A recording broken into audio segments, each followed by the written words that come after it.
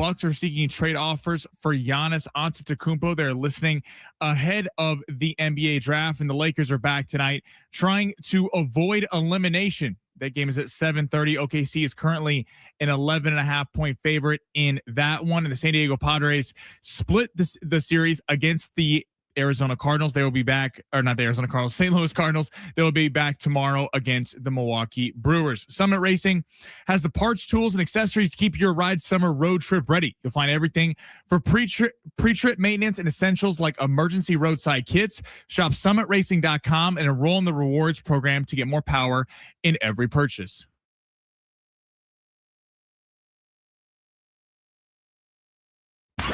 We will start from the beginning. Ladies and gentlemen. I'm Ben Fletcher. That's Sammy Long. That's how it starts. The Padres with late game magic. In the air to deep left field. That goes Schertz. Looking up. Game tied. Castellanos ties it up. Really late. Fly ball headed to right center field. From right comes Walker. Makes the catch. Here comes Laureano. Throw the play. Ball game over. Padres walking off. A split versus the Cardinals. Now it's off to Milwaukee. Will tonight be the end for the Lake Show this season?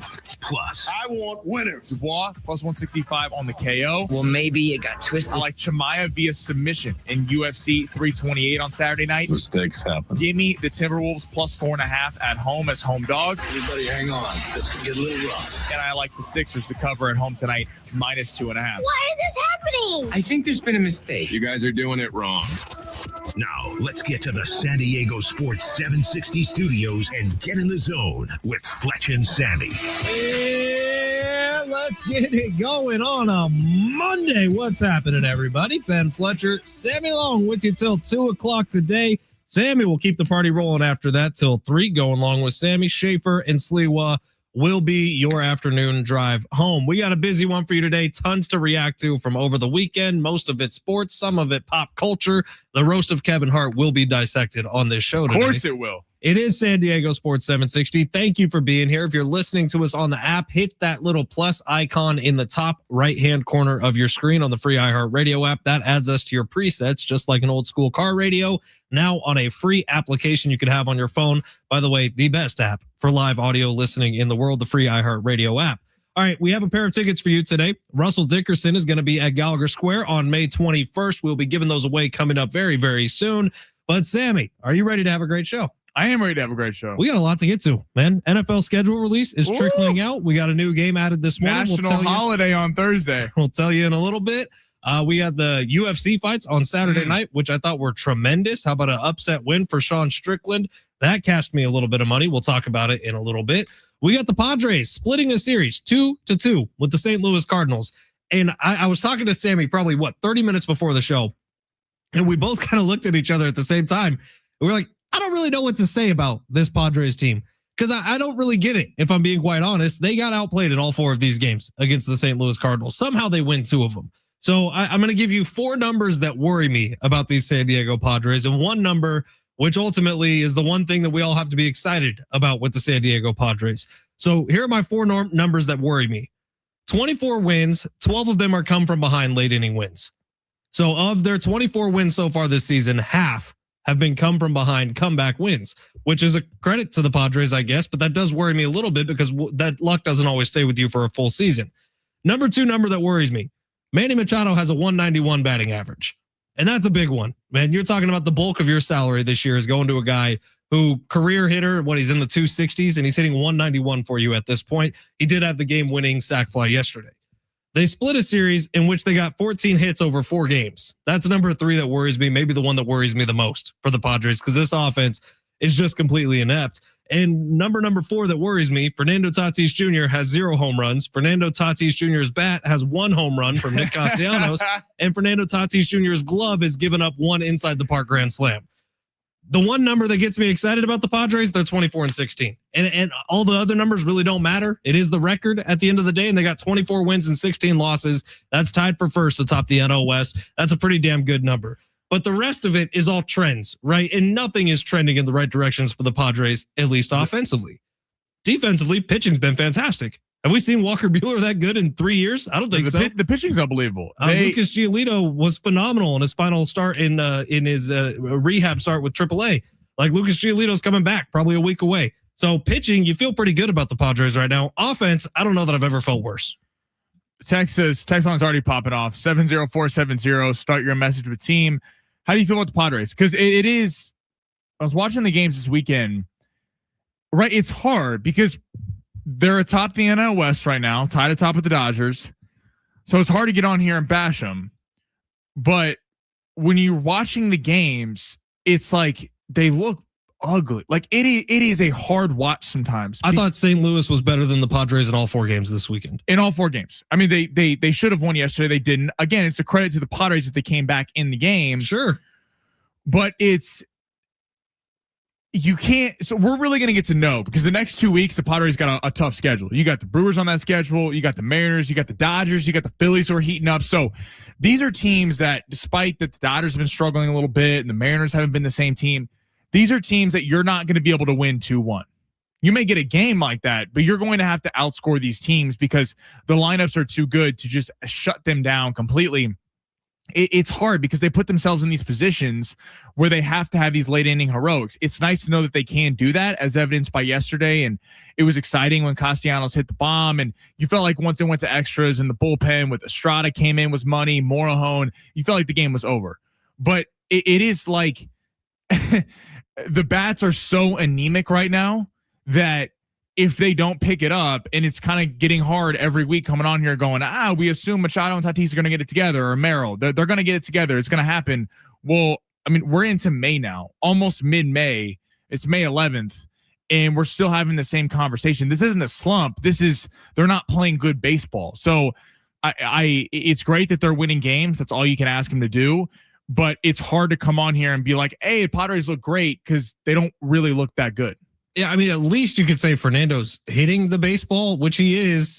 And he's hitting like 250 on the year, which isn't where you need him to be at. You need Fernando to be a 275 plus guy, preferably a 280 plus guy, right? And he's not there, but at least he's getting hits. Manny Machado hitting 191 is baffling to me. I don't know that he's ever had a stretch this far into a season where he's under 200. I don't know that I've seen that within his time with the Padres for sure. It's been 8 seasons now. Jackson Merrill, there looks to be a little bit of a confidence issue with Jackson Merrill right now. Maybe he can get it back. I'm actually the least worried about him of those big 3 with Manny and Fernando and Jackson. Fernando Tatis Jr., I thought he hit a ball about as hard as he could yesterday, and it went to the warning track. That's the problem you're facing right now because Fernando Tatis Jr. 2-3 years ago, that ball is into the second level, right? If he puts a full charge in, he has a plaque at Dodger Stadium for one of the longest like home runs ever hit, or something. Yeah, right. Like Fernando has gone from a guy who you are routinely seeing hit 440 plus home runs, who is struggling to get the ball 380 right now. And I thought that was as hard as he could hit a ball. And if that's the case, man, is the power gone? Are we right about the conspiracy theories that it was all steroids? I don't know where you go with the conversation, but Fernando Tatis Jr. just seems incapable of hitting home runs at Petco Park right now. And that's not the guy who you signed to a $240 million contract. There's lots of issues facing them. One issue isn't winning. Like they're winning baseball games. So congratulations there. You're 24-16. Nobody can take that away from you. That's a great start to the season. Can you keep it at this pace? I don't know the answer to that. And 12 of your 24 wins being come from behind wins, I don't know if that's sustainable. And they haven't won a series against an elite ball club.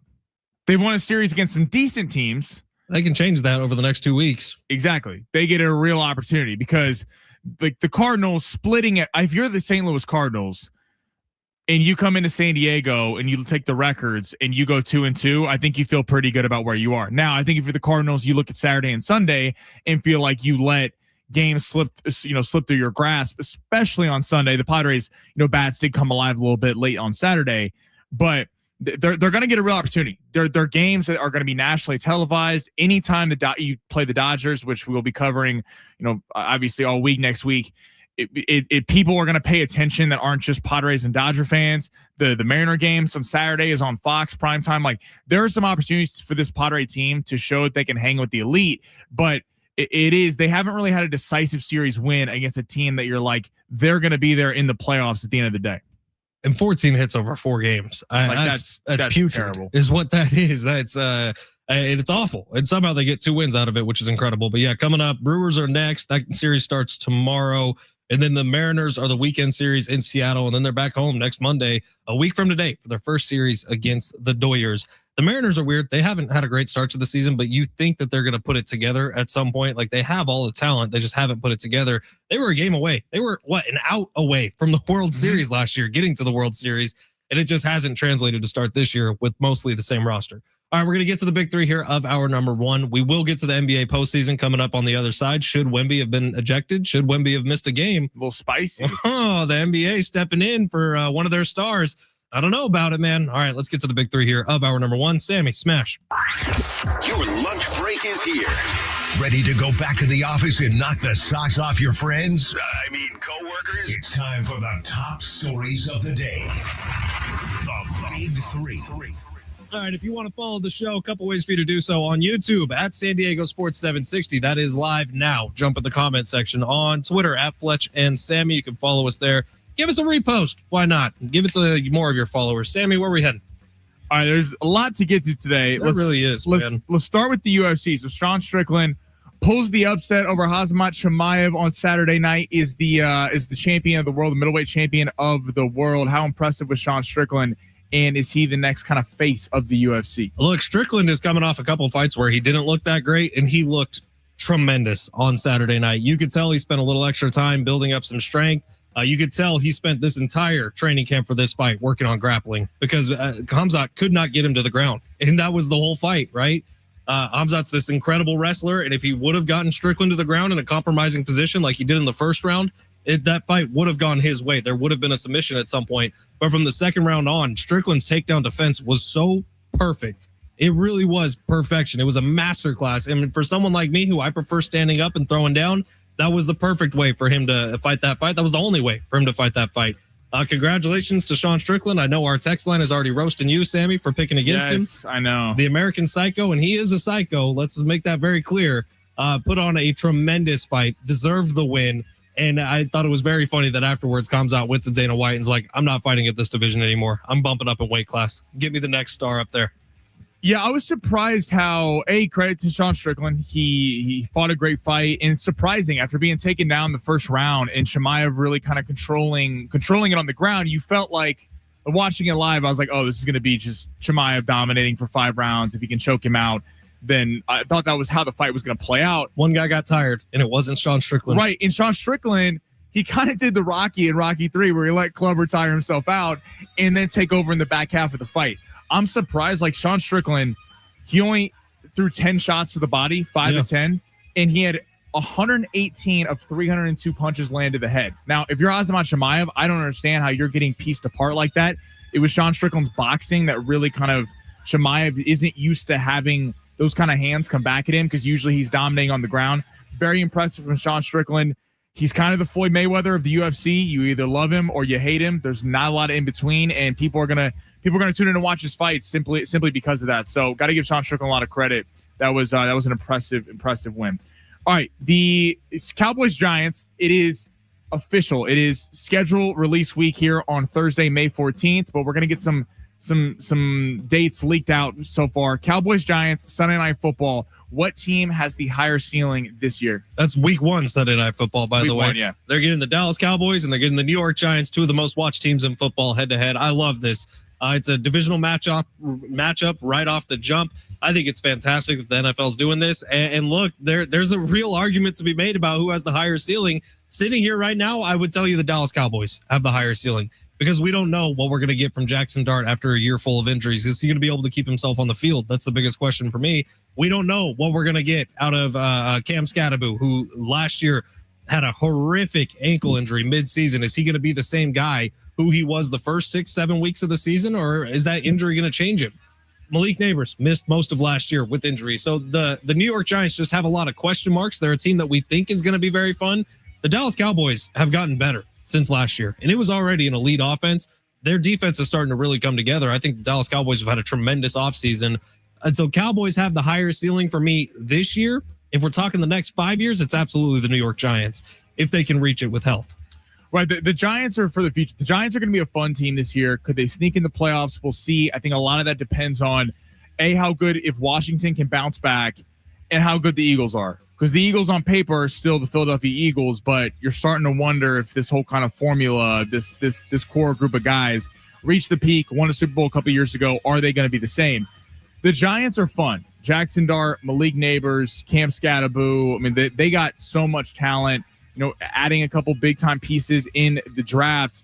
I would say the Cowboys for next year. I do think the Cowboys are actually a sleeper team in the NFC. The defense got better in the second half of last year. It's impressive, the Cowboys' record, despite having a historically bad defense. That defense was pathetic. Couldn't stop a cold. And now you got Pickens, who's signing the tag. You got CeeDee Lamb. Javonte Williams really kind of burst onto the scene late last year. And Dak Prescott was playing like an MVP candidate. So if this defense can give you anything, Caleb Downs, I thought, was one of the best additions, team fit of anyone in the draft. And then they got the edge rusher out of UCF. I think the Cowboys this year are actually a sleeper team, but can't sleep on the Giants either. 913 saying, Sammy, I told you this is Chiefs Cowboys Super Bowl. I don't know if I'm going that far. 913. All right, what's next, Sammy? All right, let's go to the NBA draft lottery. What team picking in the top 10 will be a playoff team next year? So we got the Wizards got the number 1 pick, presumably getting AJ DeBonsta. The Utah Jazz are number 2. The Bulls are number 4. What team do you think is a lottery team to a playoff team next year besides Oklahoma City? Yeah, well, the OKC, they ended up with 13, 12, 14, 12. Where'd the Pacers end up? So that's the big story. They lost their pick to the Clippers. Right. The Clippers got the 5th pick. I don't know why the Clippers would get rewarded for building the Oklahoma City dynasty single-handedly by themselves, but it did. Their president of basketball operations actually apologized to the fans today. All right. Well, on this list, I mean, I guess I would say give me the Grizzlies, right? I like the Hawks getting the 8 pick. They could really do something there. I feel like this NBA draft is weird, though, where we hear a lot about the top 5, and there's some really good players who are going to be in the top 5, but then it falls off a little bit of a cliff. So I'm curious, like at 12, does OKC even get somebody who's going to crack their lineup next year? That's a serious question. Let's go Wizards or Jazz, because they have 1 and 2, and those are the two best players. I think this draft's actually pretty deep. Like we might see a guy like Acuff go like 6, like Yaxel Wendenberg or whatever his name is from Michigan. From Michigan, he might go like 9 or 10. I think the Utah Jazz actually, despite it being in the Western Conference, quietly acquired Jaren Jackson Jr. last year. Lauri Markkanen didn't play down the stretch of the season. Walker Kessler's coming back. That's a nasty front court they're going to have.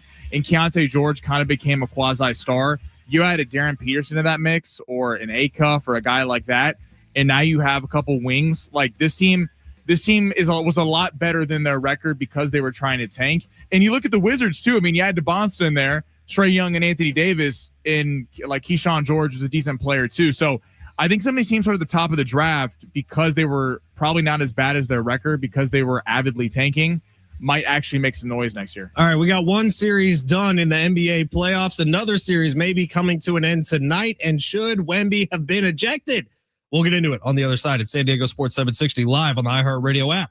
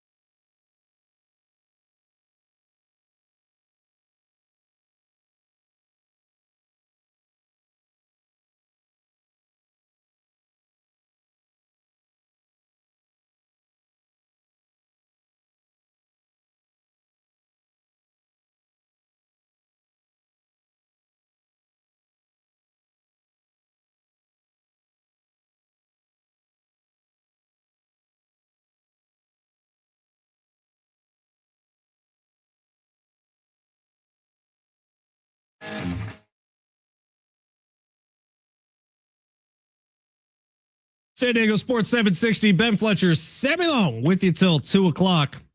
We're just talking in the commercial break about the Lakers OKC game 3. And I was kind of watching that on my phone as well as the UFC event because I was at the Shout House downtown. Have you ever been to the Shout House? No. That place is incredible. It's like a dueling piano bar. We went for a friend's 30-something birthday. Piano bars are great. I've been to the one out in Vegas by Harris. That's fun. It was so much fun. The guys working the piano, I don't know their names, but they put on a freaking show for you. I'll tell you, when they started playing Pink Pony Club, that place was up and rocking. And how about everybody singing? They're such talented musicians. They just can take requests and any song, anyone threw at them, they all of a sudden were just playing and mixing them together. I thought it was tremendous, man. I'd never been to the Shout House downtown. I had such a good time at it. But that was while the Lakers game was going on. So I would routinely like kind of check my phone and see, oh my God, Lakers have a third quarter lead at the beginning of it. It was like 52-48 somewhere in there with a couple minutes left to go in the second quarter. It's like maybe the Lakers make a series out of this. And then I checked my phone again, 20-point lead. It just happened like that, didn't it? And so what the Knicks and Sixers series is over in the books. It was nice for Philly to at least show up for game 4, although they didn't really play basketball. Lakers series appears like it's going to be over and the Lakers may go out without a fight unless, Sammy Long, you think differently? Is there competition in game 4? Is this thing done? Game 4 you could hear tonight on San Diego Sports 760, by the way. It kills me, but this over. series is over. They had to win game 3. They've had leads in games 2 and 3 at halftime. Like the Lakers, to give them some credit, have actually fought in these games. And JJ Redick, I thought, have had some really good first half game plans. They've limited Shea.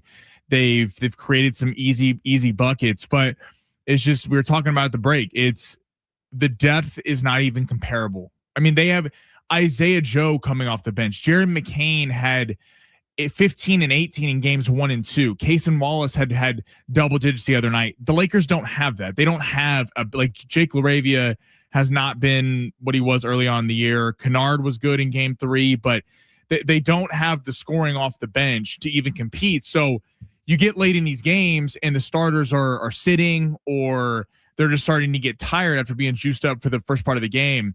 It goes to show that the Lakers have to just get a more talented roster. And I think like you've seen this over the years, the big threes haven't worked since Miami. And now the Lakers obviously don't have Luka, the best player, but we've seen teams that win that have 2 really star players and a talented bench as well as front court. The whole just acquire stars left and right doesn't really work anymore. And I think the Thunder are a prime example of that. And DeAndre Ayton getting just destroyed down low is also another issue. Yeah, the thing with the OKC, the Thunder, I don't know how repeatable that is. You know what I mean? Like it's a copycat league. Sure, hitting on draft picks left and right. Right, people are going to try, but how many teams have that many draft picks? Like that's the thing. That's the true magic behind it. Was that Paul George trade just set them up so well.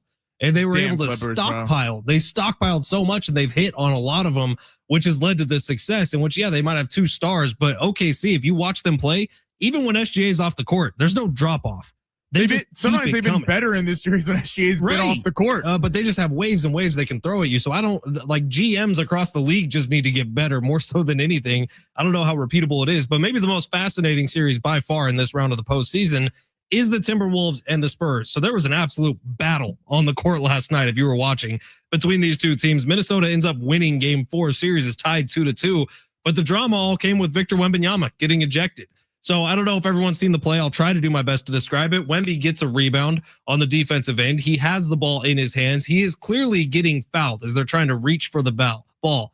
And in the middle of all that, he swings an elbow, catches Naz Reid flush. I'm surprised Naz Reid didn't get knocked out with this elbow because he catches him absolutely pure. But in the midst of all of that, they go to review. Wembanyama does get ejected. The NBA has reviewed it now. He will not be suspended for game 5. I think because the NBA is like, are you kidding me? This series is propping up our entire postseason to this point. So they're not going to eject the biggest star. But did Victor Wembanyama get or deserve to be ejected from that game?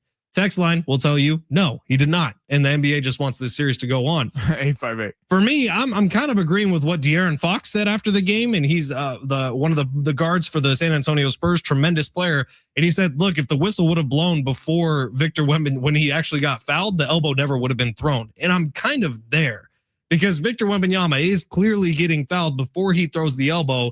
And then it's like, I'm pissed now and I'm trying to defend myself a little bit. I'm throwing it before I get hit from the other side. Right. And like, I don't think the NBA is trying to make the series go deeper text line, but but Wemby, it's like the problem with Wemby and Shea is this, especially Wemby. Wemby's 7'7". So if you just play Wemby straight up, he's going to dominate. He's going to have 45 points. But you can beat him up physically. Right. So this is what Minnesota is very good at. They mug you defensively. And I think this is what people get frustrated with Shea a little bit is he's very light. He's small in stature. So when he gets touched, he throws his body and they get a lot of fouls. It's just like, my thing is, if you're going to call it one way, like I like watching physical basketball games, the way Oklahoma City plays defense, the way Minnesota plays defense, the way Detroit plays defense.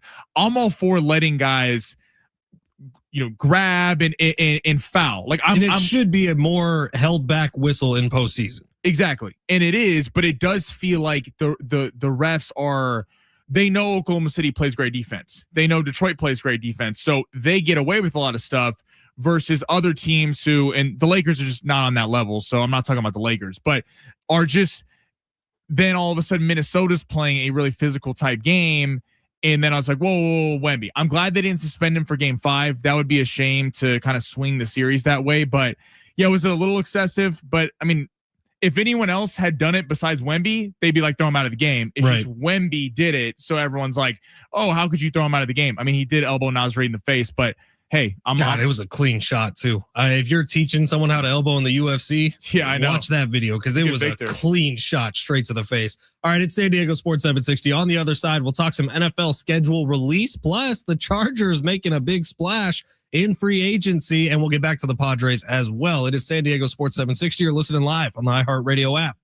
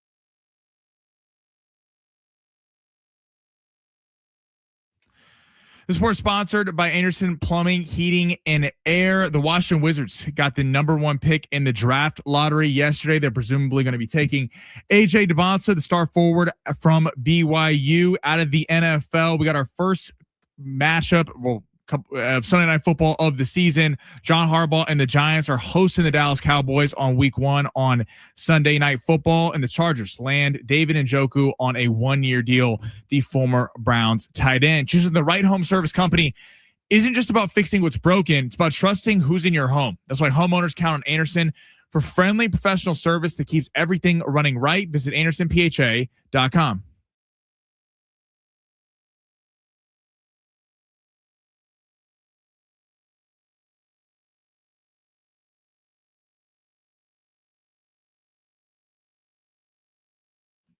Couple of texts to get here. 913.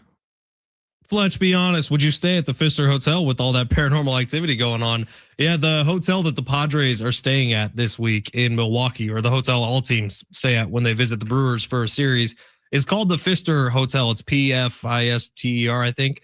And it rumors for decades. Oh, yeah, now. Mookie Betts won't stay there. No, a lot of players won't stay there because they say it's haunted. And they say they've had haunted things happen to them while they're there. I'd be kind of down. Well, I'm curious why all the teams stay there if this is such a big issue. You've been to Milwaukee before? I mean, this is Milwaukee's a big city. Yeah, I mean, Milwaukee's got a ton, but I think that's just close to the ballpark. I've been to that ballpark before. It's incredible, man. That's one of my favorite ballparks I've ever been to in person. I've stayed in a haunted hotel in Bakersfield.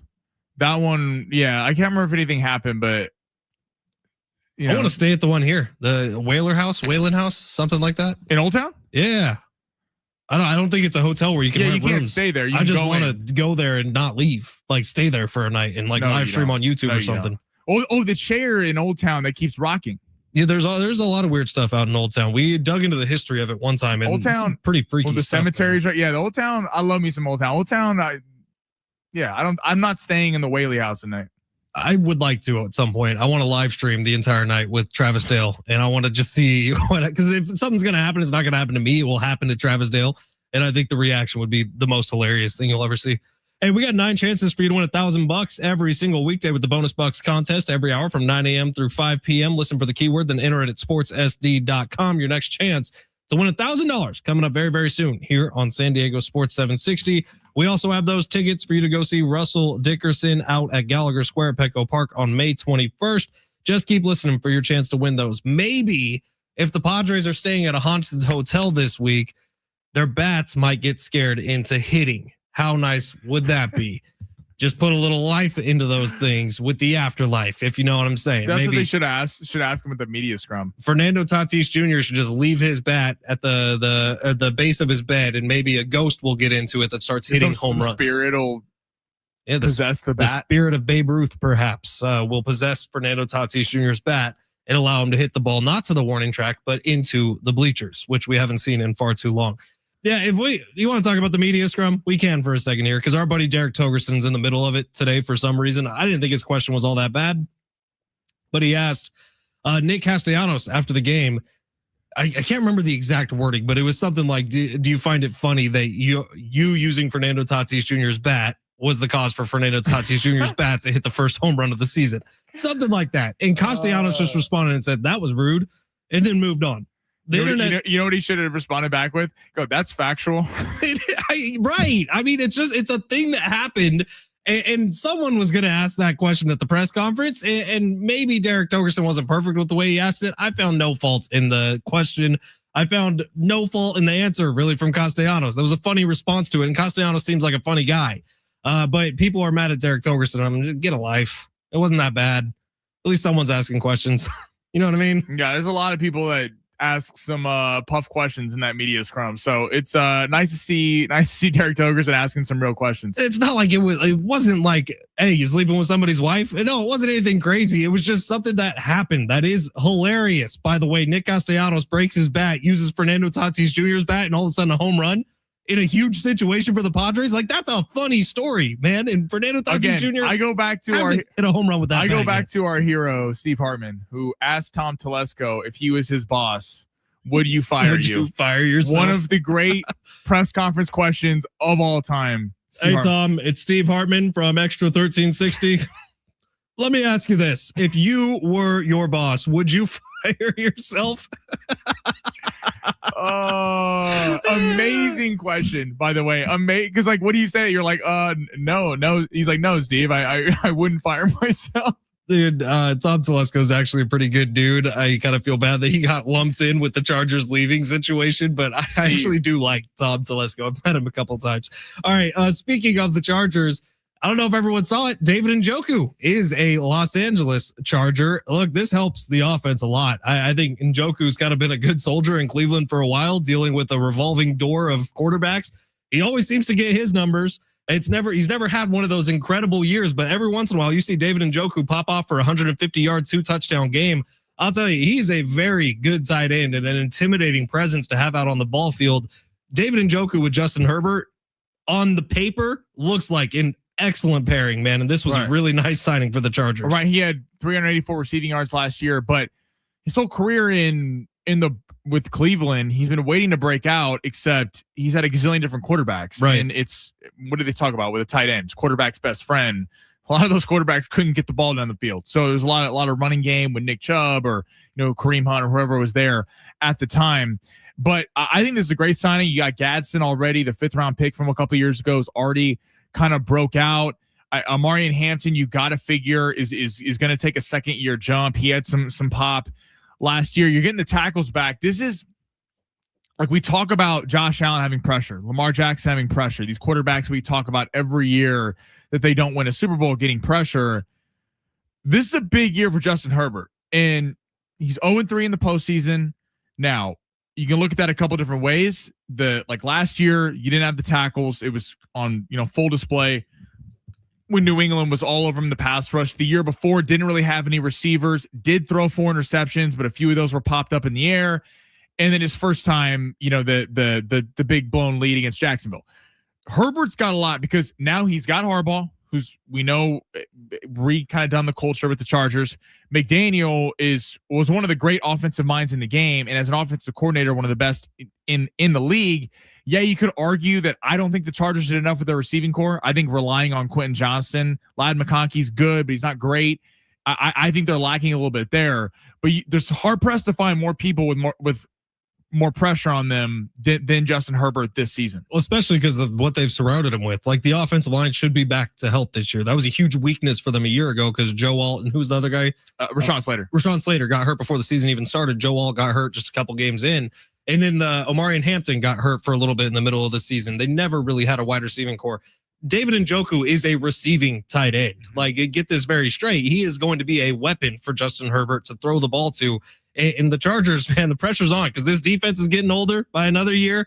You got some aging veterans who are kind of the linchpins of that defense, and the offense is set for a breakout season. We'll see if they actually do it. I don't think they're done yet, by the way, either. There may still be some sort of move they make at wide receiver to bring someone in to help out that room. I don't know exactly who it's going to be yet, but you would think if you're looking at the Chargers right now, tight end, good. Offensive line, better than it was a year ago. Running back situation, really good. Quarterback situation, on paper, very, very good. Wide receiver room's really the only weakness that you can see right now. Maybe the secondary on the defensive side. We'll see if Derwin James stays healthy. But you look at the Chargers and you're like, this is all green go. And what can they do in that division to mix things up when the Broncos maybe take a step back next year, when the Raiders are really just getting started, when the Chiefs are just a disaster? Like, what can you do, Chargers, to take advantage of this situation?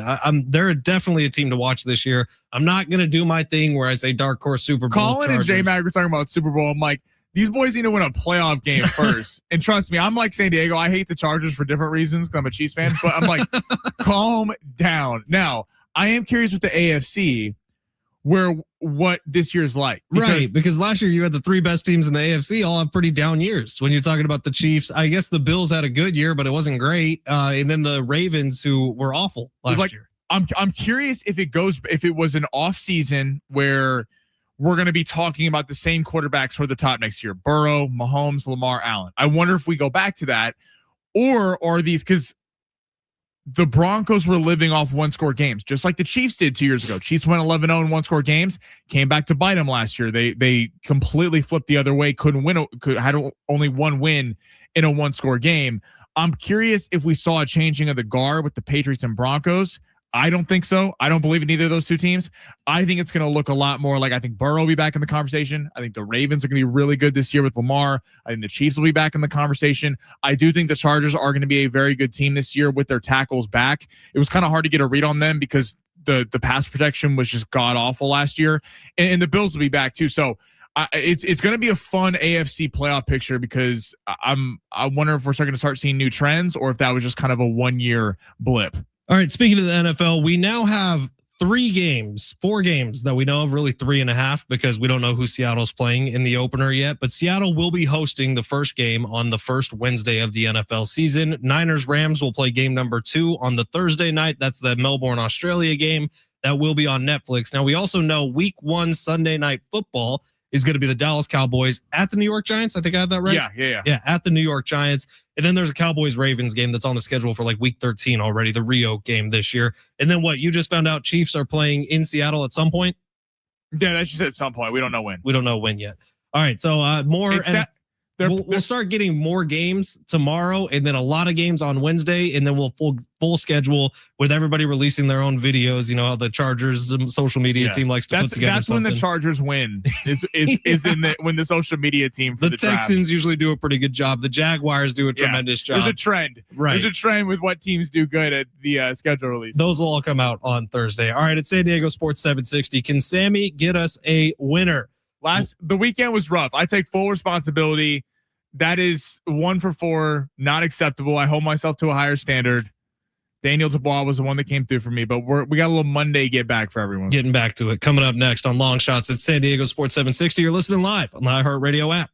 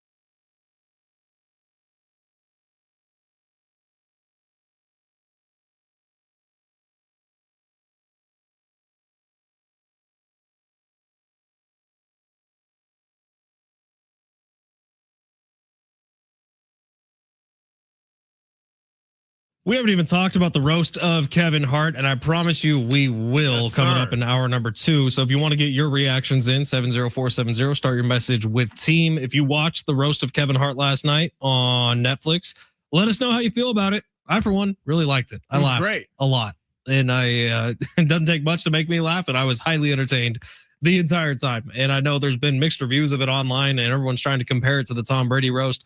Why don't we just enjoy things, right? I didn't think it was as good as the Tom Brady roast, but I still laughed my ass off at several different moments in it. So if you have reaction to it, 70470, start your message with the word team. We will do our own reaction coming up in hour number 2. All right, rough weekend, Sammy, in terms of betting. I will say probably 20 minutes before the Sean Strickland fight started, I was at the Shout House with some friends, and we decided as a table to put some money on Sean Strickland to win. Cash.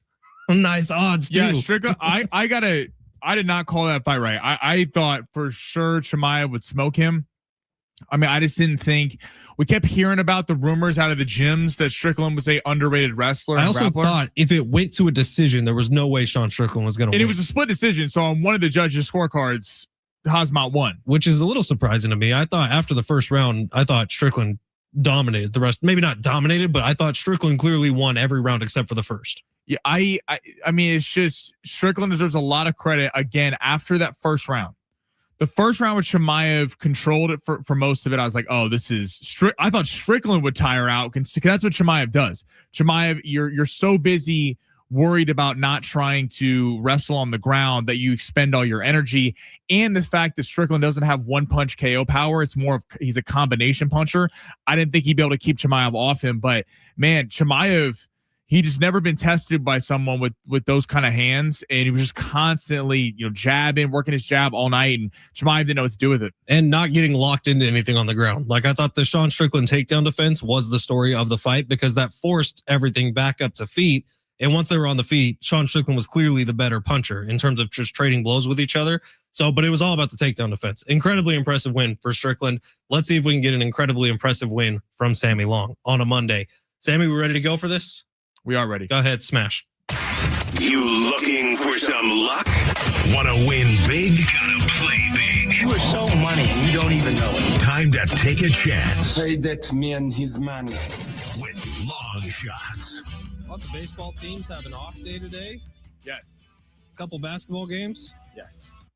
I don't know where we're going with this. There's WNBA in action. We have some NBA. We have a little NHL. And of course, here's some tennis. You see there's some dude who's going viral now on Instagram for live streaming. When will Angel Reese's first me-bound be in a game?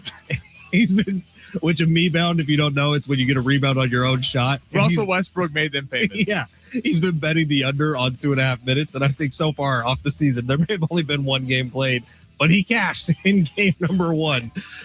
Sammy, where we going? We got any me-bounds on today's long shots? We don't have any me-bounds. We got to wait for the WNBA so we can get some data in before we start gambling on it. All right. Wild and the Avalanche. Only NHL game going tonight, 5 o'clock. We're going under 6.5 goals. All right, so Scott Wedgwood. Avalanche have one of the best offensive attacks. They won the President's Trophy, which, if you're not familiar with hockey, the President's Trophy is the team that has the most points throughout the regular season. Now, Scott Wedgwood was money against the Kings in the first round. The Kings in net, he's the goaltender for the Avalanche. The Kings don't have a lot of offensive firepower. They have Quentin Byfield, Adrian Kempe, Panarin, but they were lacking some scorers. Now, the Minnesota Wild are a different beast. The Minnesota Wild are a very talented attack. This is one of the best matchups going in the playoffs right now. They won a game in the series. Colorado leads 2-1. I like the under 6.5 though, because Bednar, the coach, has already talked about if he gets in trouble early, they're going to pull him. Okay, they've had 2 really good goalies throughout the year, and they're going to switch goalies. Sometimes when you see teams switch goalies in games, the other team hasn't really prepared for them quite as well, and they actually come in kind of like a backup quarterback in the NFL. They don't have all the talent in the world, but the defense hasn't really scouted them as much. So if they make the change in net, also Wedgwood's going to be highly motivated knowing this is one of his last chances. If he gives up a couple goals in the first period, he's getting pulled immediately. I like the under 6.5 in the NHL tonight to get it done. All right, let's head to the Brazilian Open. Okay. Whoa. We are carrying the tennis. Of course, that's the I'm trying to get the exact title. Yeah. Anyway, they're happening overseas, okay, in Brazil. Lorenzo Musetti taking on Ruud. Ruud, R-U-U-D, which is ironic because of the Nick Castellanos. Hey, how about that? Okay, Lorenzo Musetti is a plus 158 underdog to win this match. Now, these are two of the top 25 tennis players in the world getting ready for Roland Garros, the French Open, which gets going here in a week. Now, I'm going with Ruud. He's a 2-1 favorite, but we're going to add him to the parlay. Musetti's a very talented player. You probably heard him on long shots before. One of the second best Italians in the world behind Yannick Sinner. His shot placement is great. The problem is he's coming off a grueling last match. He went late into the match. Ruud got his last match out of there pretty early, so he's well rested for this. And Musetti also wasn't having a lot of success with his first serves, and that's one of Ruud's best aspects of his game. He is an excellent server and really wins on those kind of break points. I think Musetti, tired in this match, getting ready for Roland Garros. I think Ruud gets it done, minus 2-1. Add that to the parlay. All right, we're heading to the NBA. First game of the night, we got Pistons and Cavs, 5 o'clock. Cavs are a 3.5 point favorite in this one. I like the over 213.5 in this game. Mitchell popped off in the last game for 35. James Harden was not having a very good game through the first three quarters, only had 10 points. To give James Harden credit, did score 9 in the final frame, was a real big catalyst for why they ended up winning the game late. I do think this goes over, though. Dennis Jenkins for the Pistons did not have a good night, only had 2. Some of the other kind of supporting cast for the Pistons didn't have very good games. I think the Cavs probably win this. So I'm not sure if I'm going to lay the 3.5 with that. Give us the over 213.5. The Cavs play very well at home. It kind of unlocks a little bit their offense. And they started to find something in the front court. Jared Allen, Evan Mobley both had big games. I think we're going to see that start going forward over 213.5. All right, and then to my Lakers. I'm not betting the Thunder minus 11.5. Okay? We're going to go with the over here, 214.5. And tell you why. The Lakers don't have a lot of answers for the Thunder in the second half of these games. I think the Lakers are a little bit beaten tonight. Game 3 was really their opportunity to get back in the series. I do think the Lakers will come out and try to get a game and at least send it back to Oklahoma City.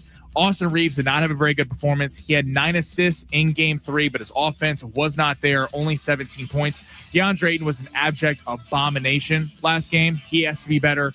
The Lakers, there's a lot of opportunity for growth, and we all know about the Thunder. Isaiah Joe, Jared McCain didn't even have a great Game 3 after great games 1 and 2. Case and Wallace, they have so much depth. They're going to be trying to bury the Lakers to make a point after the Lakers complaining about all the officiating.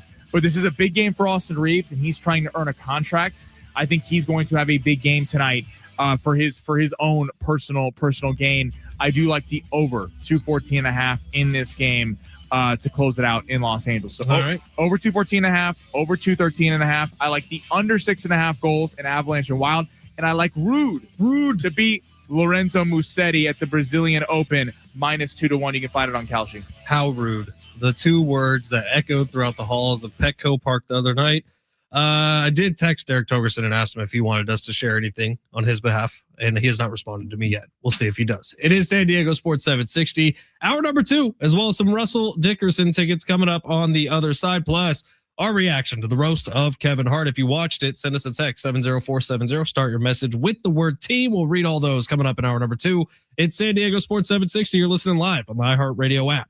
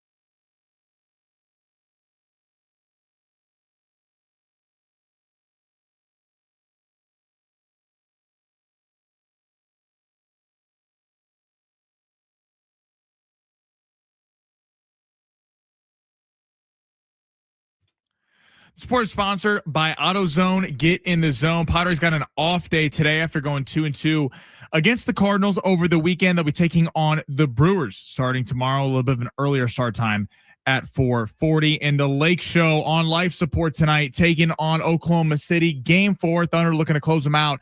Thunder are a 11.5-point favorite in that game in Los Angeles. That game is at 7:30 right here on San Diego Sports 760. And the NFL has released its Sunday Night Football Week 1 opener. The Giants, with no new look with Jackson Dart and John Harbaugh, will be hosting the Dallas Cowboys with Dak Prescott. Starting stronger starts at AutoZone, where they've got battery solutions in the form of free battery testing, free battery charging, and replacement batteries that fit your needs. That's what makes them America's #1 battery destination. Get in the zone, AutoZone.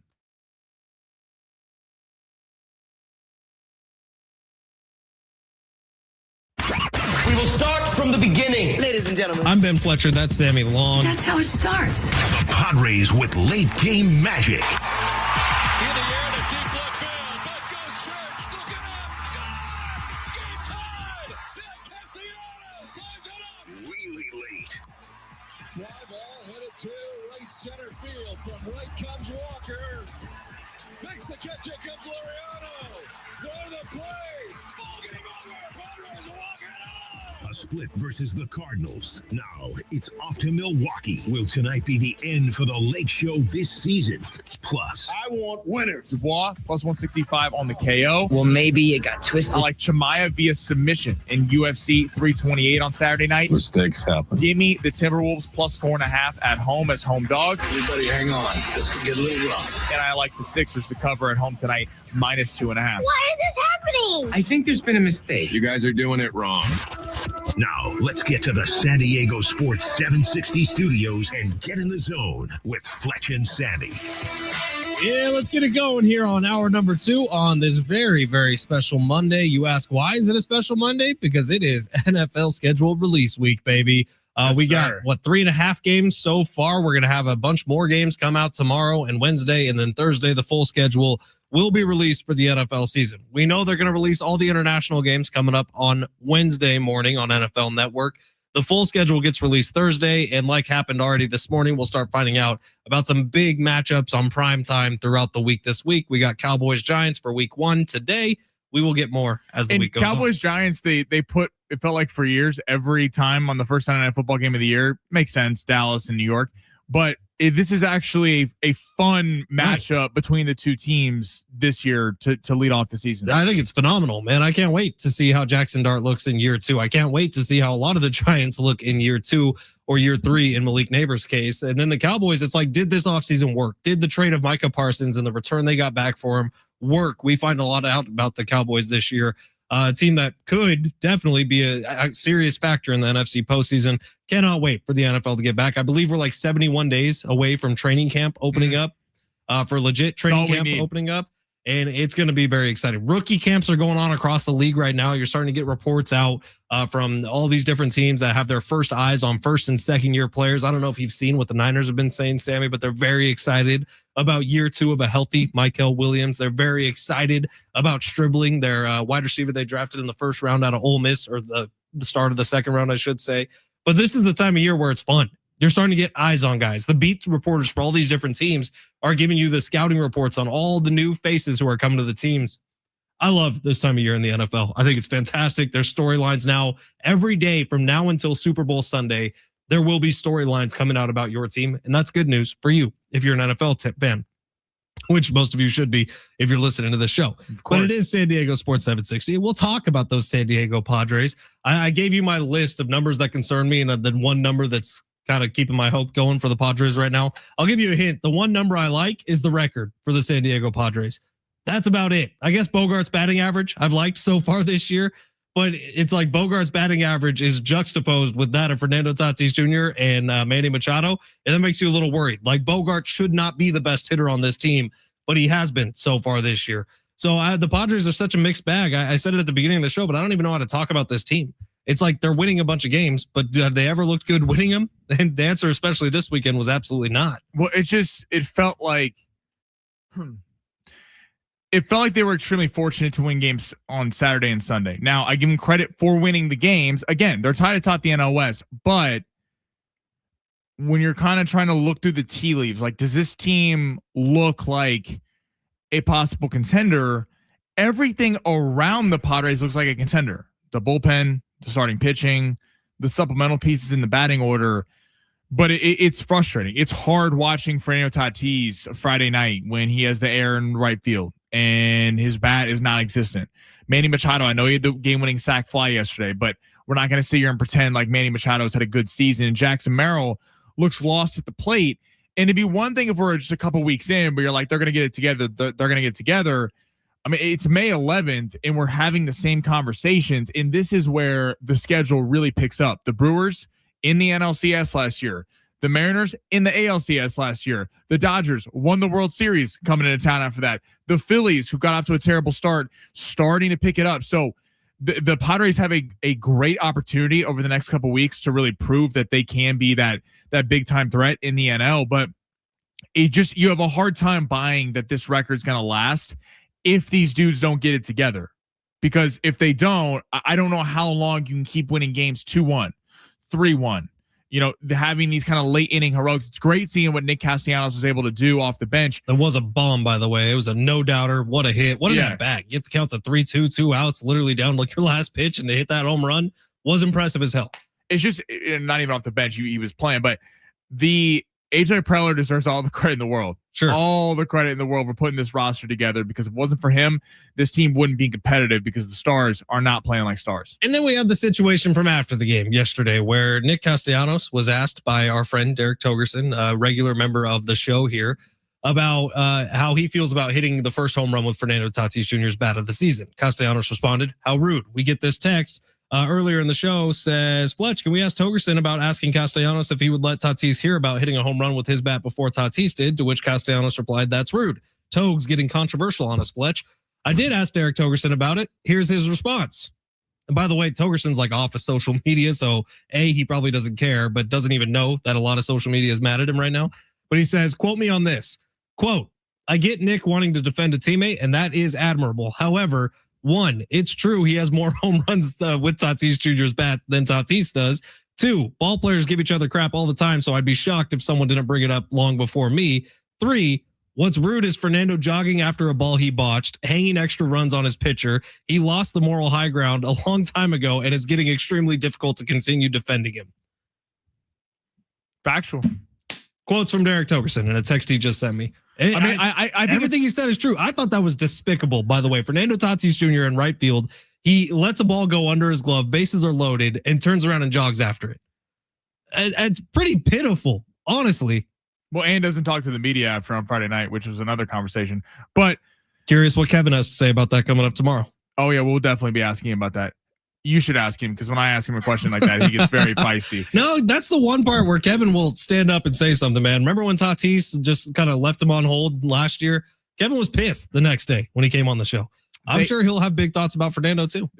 Look, I think it's funny when reporters get ripped for asking real questions. Reporters are not supposed to ask puff piece questions. Like that's not their job. A lot of reporters do it. A lot of reporters want to make sure they're loved by the players. So they ask very leading questions and talk about themselves. Real reporters ask real questions about what's going on. And those are the reporters that typically get sound. So and honestly, if you were listening to it, like Togs was kind of saying it in a joking manner because it's a funny situation. It is like objectively a funny situation. Fernando Tatis Jr. has gone 40 games without a home run. That's bad. That's very, very bad. And then after the game, literally in the ninth inning, Castellanos breaks his bat, gets Fernando Tatis Jr.'s bat, and the first pitch he sees with it, I think it was the first pitch, he hits a bomb to left that, by the way, was a very Fernando Tatis Jr.-like bomb. It is just a comedic situation. So Castellanos could have leaned into the humor with it. The fact that he didn't tells me that this is really in Fernando's head. It really is that he hasn't hit a home run yet this year. And how could it not be? The dude was a slugger. Like that was what was next to Fernando Tatis Jr.'s name. It's the slugging rookie sensation for the Padres. And then where's that guy going? My thing is, look, rip reporters, everyone's got a right to say whatever they want to say. So whatever you want to do. But my question would be to people who have an issue with it is, so you're defending Fernando's recent play because right. as people who look, there's the fans who are like, yeah, I don't really care. I could go to the ballpark and I'm gonna tell you to spend your money. But people are like, yeah, I just love being the Padres and I don't want to rip our guys. That's the Cowboys' problem. The Cowboys are just about making headlines. Like the teams that are this is why you never see Boston teams, LA teams, New York teams, Philly teams stay down for too long because people hold those players accountable. I hope in San Diego, considering the recent success that the team has had the last decade or so, we hold our stars to that accountability because AJ Preller is holding up his end of the bargain. The starting pitching staff's holding up their end of the bargain. The bullpen damn sure is holding up their end of the bargain. And the supporting pieces that we've crushed for years in Campusano and Bogarts are holding up their end of the bargain. It's time that the stars start holding up their end of the bargain. So I have no problem with reporters going after him a little bit. I like Toge's response too.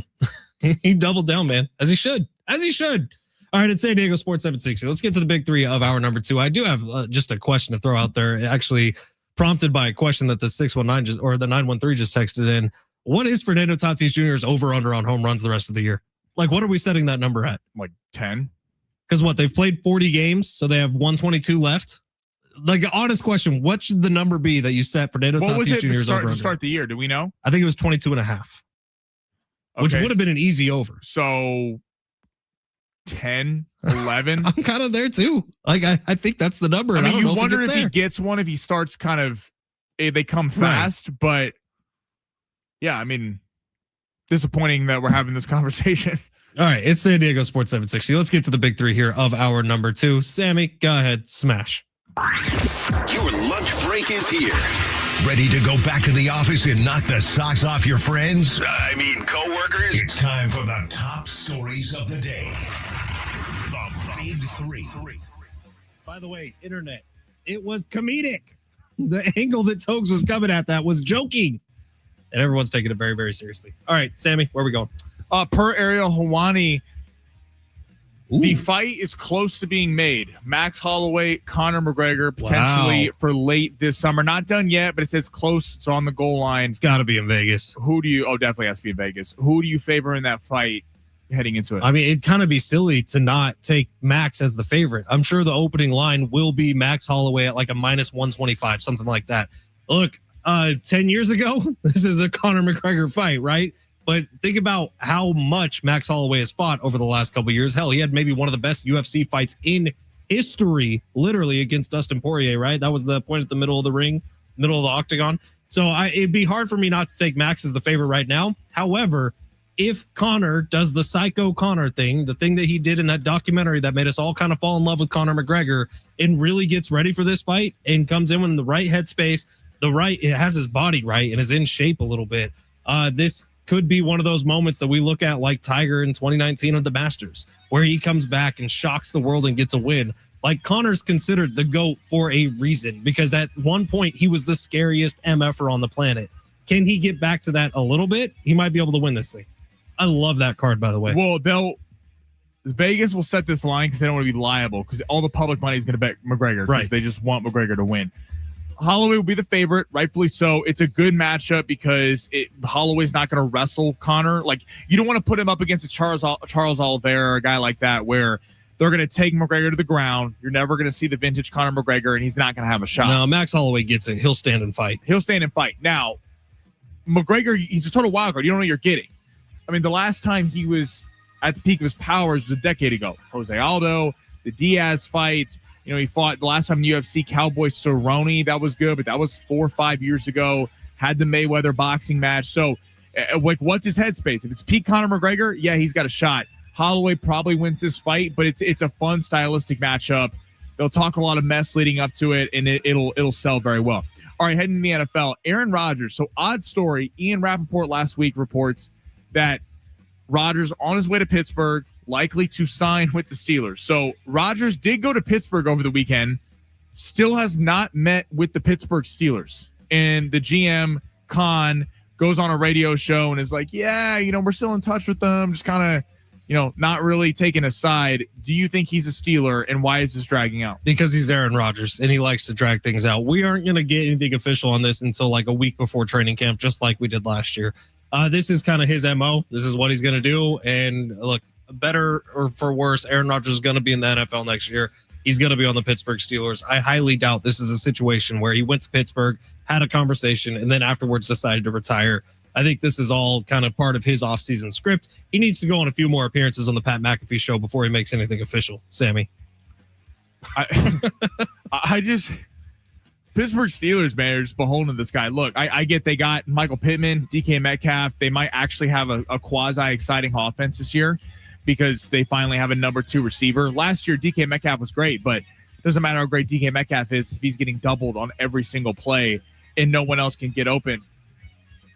It's the saga continues. Aaron Rodgers certainly makes a lot of content for. This is his offseason script. He's done it every year now for the past 4 years. It feels like. It's just if I was a Steeler fan, I'm not. I know we have some listening, but like, I would be so frustrated. Like, what are we doing here? Like, what?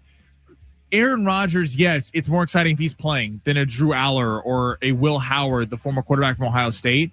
But again, he's going to win you enough games to where you're not picking toward the top, but he's not going to win you a Lombardi trophy. So it's just this odd spot that until Aaron Rodgers decides he's going to retire, it feels like the Steelers are just beholden to this, and it's just going to be more years of mediocrity. Yeah, we'll save big 3, number 3 up for the other side. Our buddy Rich saying these close wins might not be exciting on TV, but they are fun at Petco Park. 8th and 9th inning, wildly exciting with the San Diego Padres. Wildly exciting. That Nick Castellanos at bat was maybe my favorite at bat I've seen from the Padres all year.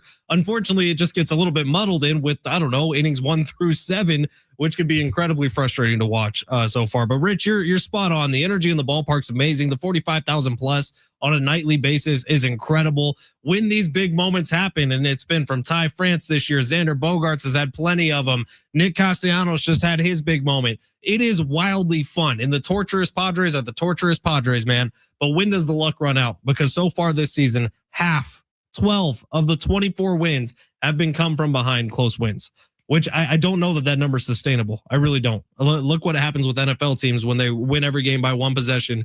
It's either the next year or that year in the playoffs that they get found out. And I feel like that's coming with the Padres. I hope I'm wrong. It's San Diego Sports 760. You're listening live on the iHeartRadio app.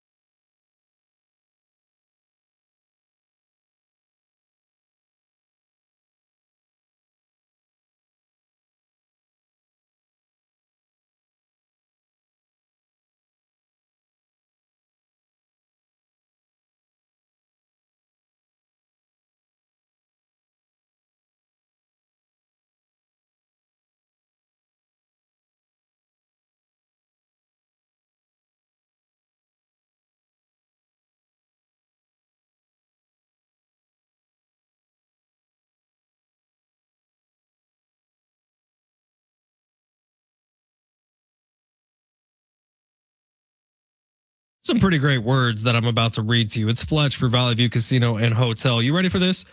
Great big cash giveaway. And before all those words, $100,000. The $100,000 great big cash giveaway happening this Saturday, May 16th at Valley View Casino and Hotel. You could be one of 500 guests to win your share of $100,000 in cash. And all you have to do is play your favorite slots or table games this Saturday from 4 p.m. to 11 p.m. for your chance to win. While you're there, make sure you are signed up for that Players Club. That is how you qualify for the $100,000 great big cash giveaway. Plus, now when you join the Players Club, you're instantly going to get over $200 in free offers to use at San Diego's favorite casino, like More Play, which is free slot play, Match Play, which is free table game play, $20 to the Black and Blue Steakhouse, $10 to Patties and Pints, $10 to the Cafe. The list goes on and on and on. And the more you use that Players Club card on all your favorite slots or table games, the more rewards you're going to earn, like complimentary dining, free hotel stays, luxury gifts, invitations to exclusive events, and more. So don't miss out. Visit Valley View Casino and Hotel this Saturday, May 16th, for their $100,000 Great Big Cash giveaway. And join the Ultimate Players Club to get over $200 in free offers today. To learn more, visit valleyviewcasino.com. All guests 21 and over are invited to enjoy the casino, hotel, and restaurants.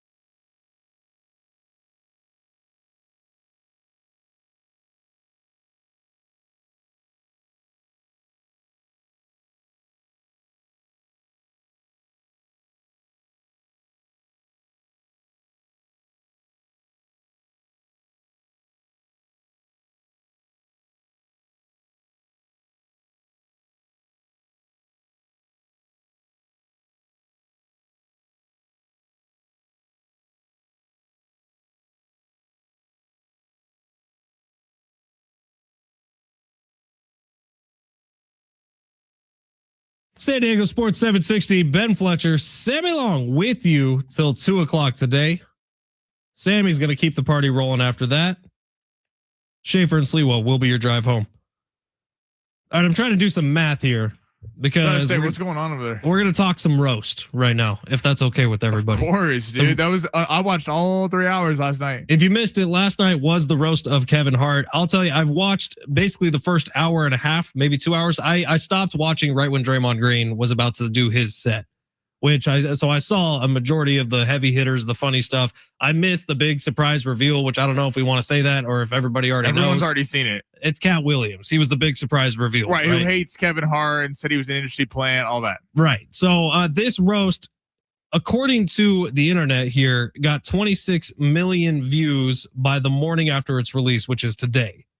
Now, the Tom Brady roast, I remember seeing 100 million people watch the Tom Brady roast. I can't find that number to replicate it. No, it was 100 million. Okay. I don't know if that was live or if that was... That was over a couple of weeks, I think, by the time they stopped promoting it, which felt like it was about 2.5 weeks after the fact. But that's a huge number for night one of the roast of Kevin Hart. That's a massive number. 26 million people watching. The Oscars can barely get like 10 now. Right. NBA playoff games aren't getting 26 million people. No. Congratulations are in order for Netflix, I guess.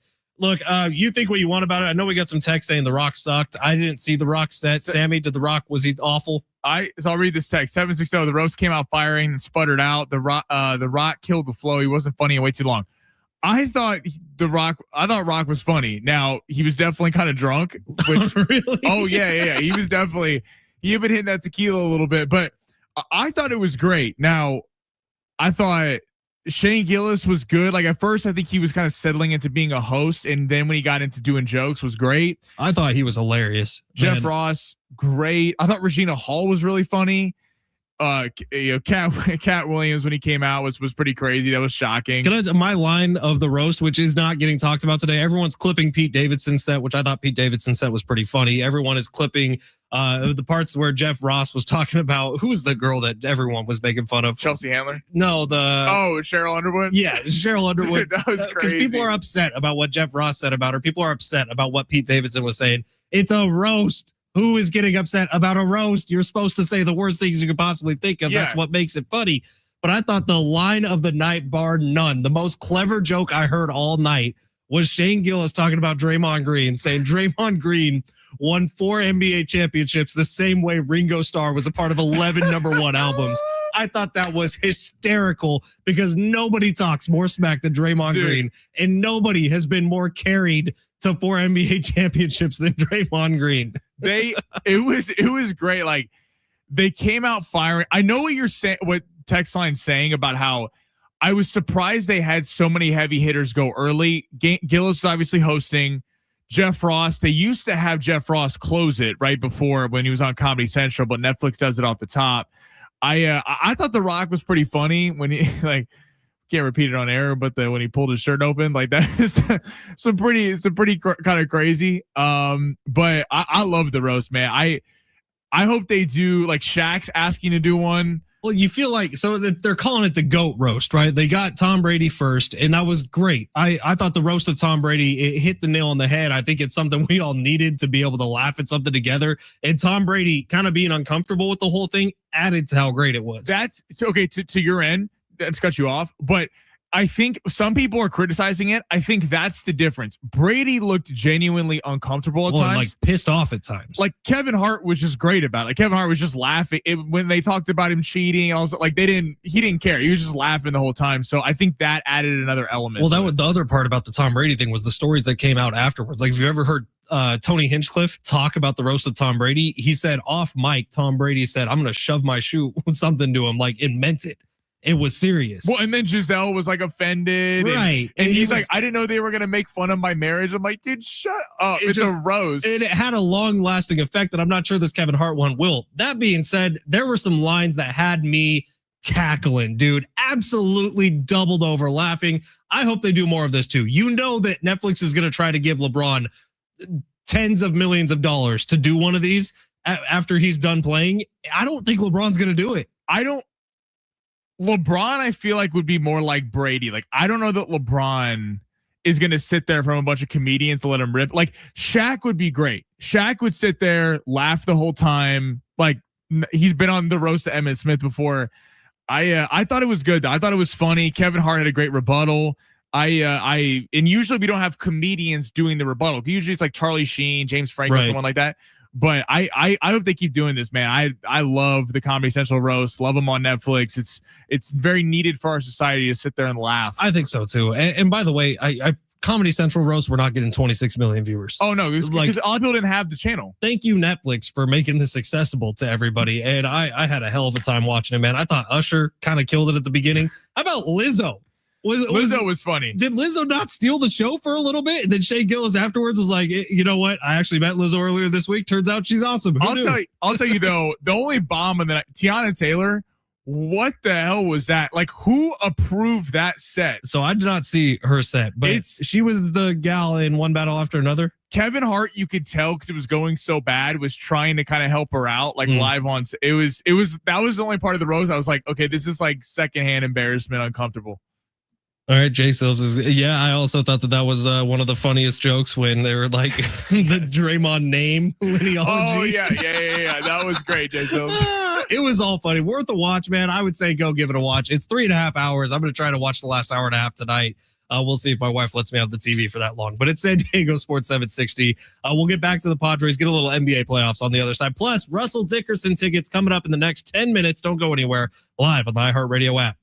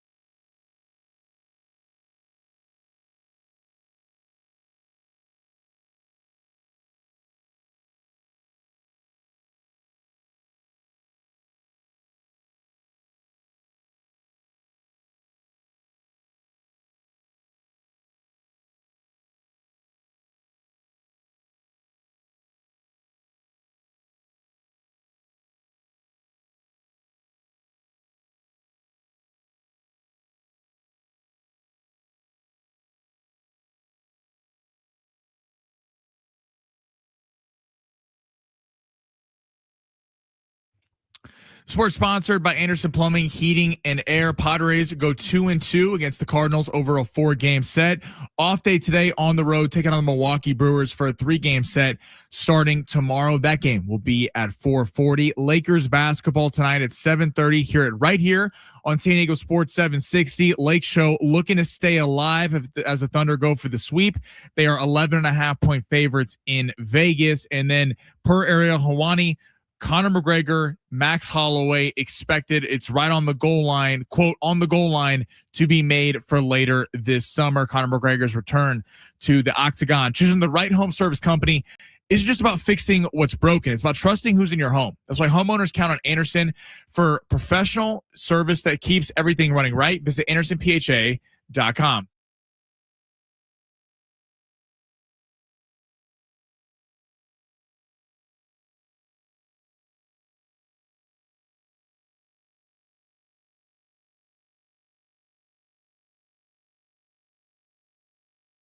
Lakers Thunder game 4 tonight on San Diego Sports 760. Pregame coverage will begin at 7:15. Tip off just after 7:30.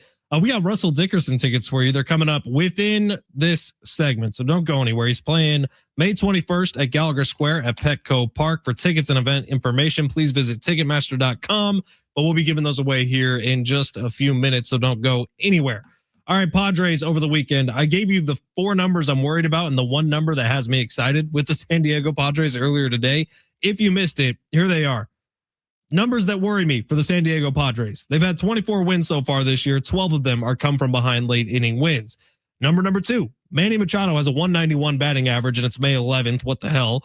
Number 3, they split a series in which they got 14 hits over 4 games. Double what the hell? How is that even possible? Over the weekend, they had 14 total hits over 4 games, and they split the series 2-2. And number 4, Fernando Tatis Jr. has 0 home runs. His bat has 1 home run. His glove has given up 1 inside the park grand slam. And the 1 number that actually has me excited about the Padres is they're 24-16. And you can flip it on its head. 12 of their 24 wins have come by fashion of comeback wins. It's incredibly impressive what they've done so far, being 24-16 at this point in the season, with the lack of offense that they've had so far this year. It's been offense from Miguel Andujar. It's been offense from Xander Bogaerts. It's been offense from Ty France. Other than that, where's the offense coming from so far this year? It's frustrating. I mean, they have a run differential over the entire season of 3. That's plus it? 3. Plus 3.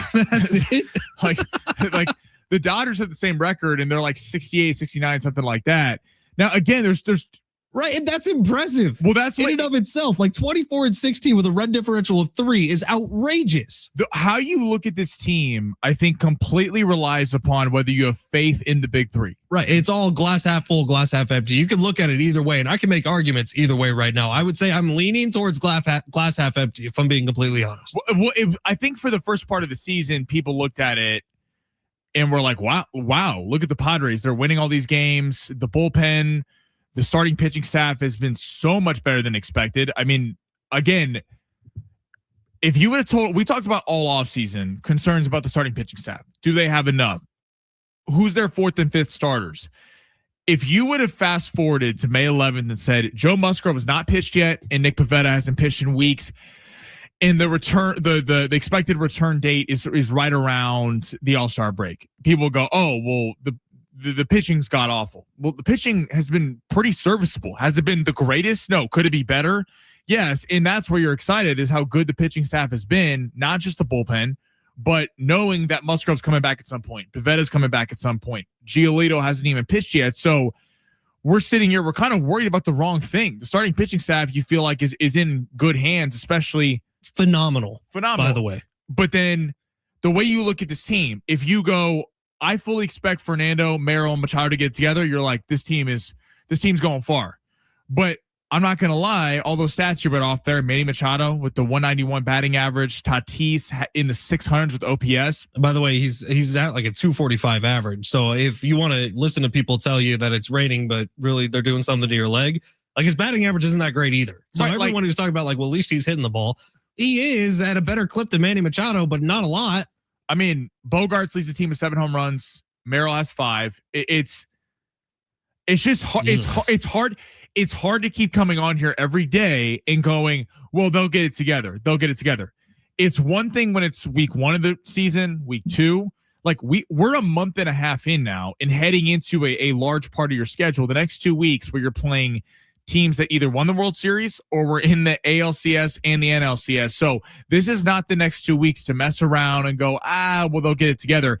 If they want to make an imprint over the next 2 weeks, it's going to be because Tatis, Merrill, Machado get it together. If they don't, I'm having a hard time seeing a path for the Padres having success with the schedule starting to heat up over the next 2 weeks. By the way, splitting a series with the Cardinals, totally respectable, right? Going 2-2 against the St. Louis Cardinals, very good team. I think they have the exact same record as the Padres. They've been playing really good ball to start their season, is fine.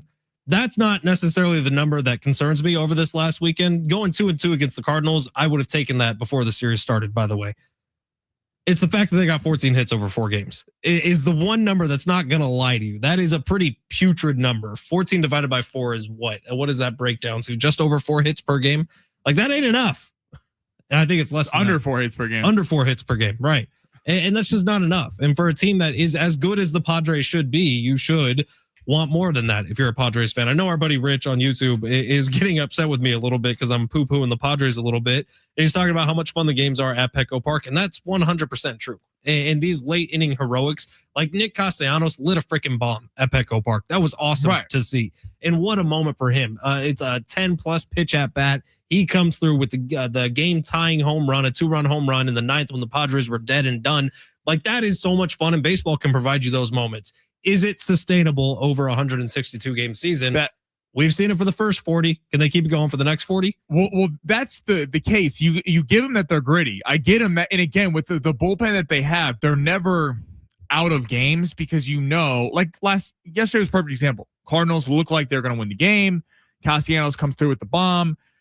It felt like, to me, when they went to extras, I was like, oh, this is over. Estrada came in, was money. Great to see him back, on the mound for the Pods. And then Morahone, they have so many matchup plays out of the pen with Adam, Morahone, of course, Miller's a stud, Estrada. Like, they have so many options. And we're not doing the same thing last year where it was, remember down the stretch, Fletch, it was Kincease or Darvish, and one of these guys get 4 innings. Right. That was what it was. Just on your hands and knees begging, can a starting pitcher get into the 5th? Like, and that hasn't been the case. That's why if I'm H.A. Preller, has done a masterful job of putting this roster together to be able to compete on a limited budget. I'm sure he's just like throwing his hands up. Like, I don't know what to do. Like, everything I have done on a limited budget, Gavin Sheets, Nick Castellanos, Walker Buehler, Herman Marquez, gave you a few good outings. Griffin Canning looks decent, has worked out. And yet he can't do anything about Fernando, Merrill, or Manny. And I'm sure it's just frustrating to sit there. It's frustrating as a person who watches the team night in, night out to go, why are the guys that make all the money not producing when the guys that make no money are producing? It is tricky. And it feels like all the buttons they're pushing on the pitching side of things is working out great. And that's a large part of the reason they are 24-16, tied atop the NL West right now. That's why I find it weird in my brain that I'm complaining about this team, but it's obvious to me they could be so much better. And that should be frustrating if you're a Padres fan, because this team clearly has more in the tank and they haven't given it to you yet. I think that's where I'm at with this team right now. Well, I think it's we're holding the team to a higher standard. Right. I think it's a good thing that we're having these discussions, because when people would sit here and just praise the team no matter what, look where that got them. Like, this is a team that is a World Series or bust type team. People are tired of getting the postseason and losing every year or winning around. So when we look at it through, are you going to be able to win a World Series? That is the expectations that the team over the last decade has put on themselves. Sure. Rightfully so. So then we're going to start nitpicking this thing. So yeah, if the record 24-16, it's good. But could it be a lot better? 100%. All right. NBA playoffs continue tonight. Lakers Thunder game 4. If you've been keeping track of this series, the Thunder are still undefeated in the postseason this year. They're dominating pretty much everybody. They keep covering spreads against the Lakers, which is kind of hilarious because it feels like the Lakers are in the game for the majority of it. Half. It's crazy. Yeah. And then the Thunder just go on a bit of a run in the second half and walk away with it. Sammy is our resident Laker fan. I'll save his opinion for a second here. But the other game going on tonight, Detroit and Cleveland, has an opportunity to be a really, really good series. So Cleveland's playing at home today. If they win, they even it up at 2 games apiece. So you'll have one game or one series in the East and one series in the West tied up at 2 games apiece. That's the hope. And then the other 2 series will be done because the Knicks just won their series 4-0 against the Sixers, and the Oklahoma City Thunder, I would say most likely close out the series against the Lakers tonight. Sammy, am I off on that? No, I think you're right. I think the Lakers shot was game 3. I think especially coming off after game. Now, do they do the same thing the Sixers did, which is in game 4, just show up and understand you're getting beat before you even walk in and just let them roll over you? Because that's kind of what happened with the Sixers. I hope not. I hope that's not the case because this has been a measuring stick series. Now, Luka's not there, but Jalen Williams isn't there. So this is to show you how far you are away from the pinnacle of basketball, which is the Oklahoma City Thunder. And the Lakers can hang in these games. You give them credit. But what this is showing you is that the depth wears on you in the second half. And the Lakers' depth is not even comparable to the Oklahoma City Thunder depth. I hope they show some fight. It would be great to win a game. I think that at least you look at that. You win a game. I think then you go, okay, Luka didn't play. Let's get to the offseason and make some real retools. I think if you lay down tonight and get run over, it's just a little disappointing. Very disappointing. And then the other question that's, of course, floating around now because it might be the Lakers' last game of the season is this LeBron James's final game of his entire career? I can't imagine it is. Of his career with the Lakers? Of his career. No. I've seen a lot of people posing that question today. I don't think it is. I think LeBron plays another year. I think he gets his farewell tour. Is there a 5% chance he surprises all of us and maybe not tonight, but tomorrow, Thursday of this week, he comes out and says he's retiring? I think that there's a 5% chance. I think he's coming back because he's still playing at a super high level. But coming back with the Lakers? That's a bigger question. I would lean yes. I would lean probably because if he took less money, the Lakers would be able to outfit the roster anyway. But with him taking less money, the Lakers could be a threat. The other outside shots, though, are the Cavs and the Knicks. Now, the Knicks are in the Eastern Conference Finals, have to take a significant pay cut. Giannis is on the block. Are they going after Giannis? The Cavs, the return home, especially if they get beat by Detroit, right. Could he be the kind of factor that pushes them over the top?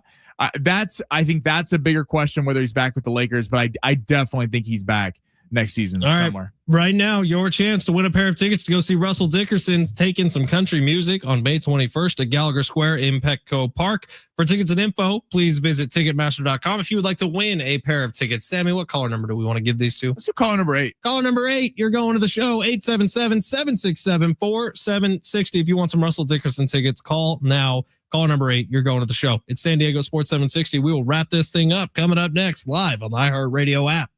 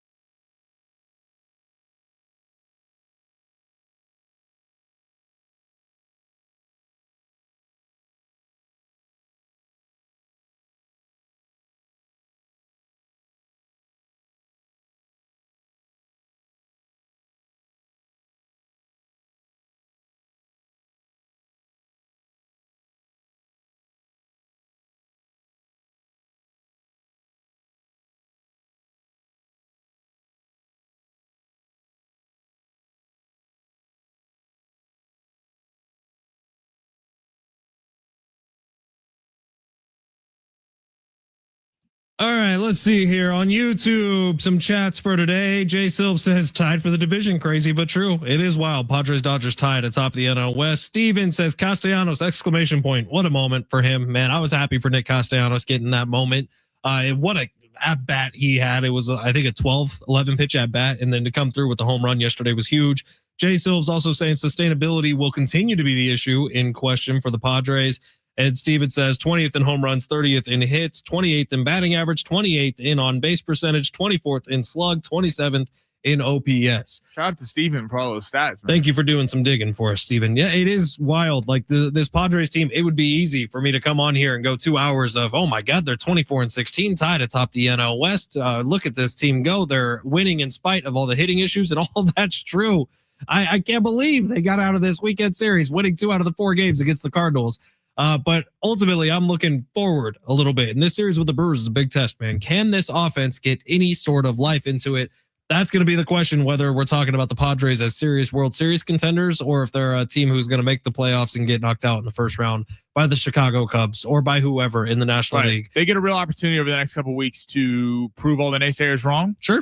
And I'd love to see it personally. Can this offense get going? I'm watching all these games either way, man. Can this offense get going and give us something a little better? Why it's frustrating again is because you want them to do well. It's like you want like all the supporting cast is doing great. They're doing their job. They get an A+. It's the lead actors sometimes that you're a little like, all right, let's go. Let's carry the movie a little bit. By the way, shout out to Brendan who won tickets to Russell Dickerson. What up, Brendan? Russell Dickerson's fun, man. I don't know. He had a song go super, super viral a couple years ago. He had a little dance that went with it. I wouldn't mind going to this show at Gallagher Square. We'll have more tickets coming up every day this week here on San Diego Sports 760. All right, another kind of running theme throughout the show today has been the NFL schedule release. I'm actually, this week is just a great week in the NFL calendar. Adam Schefter is busy. He is a man at work right now because we're going to get games coming out every single day this week. What's the first thing that you look for when the schedule release drops outside of the Niners schedule? Like what are you looking for? Prime time. Okay. Mm-hmm. I want to start setting my calendar. I do like to plan a trip out to Vegas. I usually coincide whatever the Aztecs bye week in the football season is with a trip out to Vegas with some of my buddies. So we'll try to figure that out. This year, I think we're trying to figure it out. We're all kind of crossing our fingers and hoping that the weekend we choose is the weekend the Niners are in primetime for something. So I might be taking a random Monday off coming up during the Aztecs football season this year.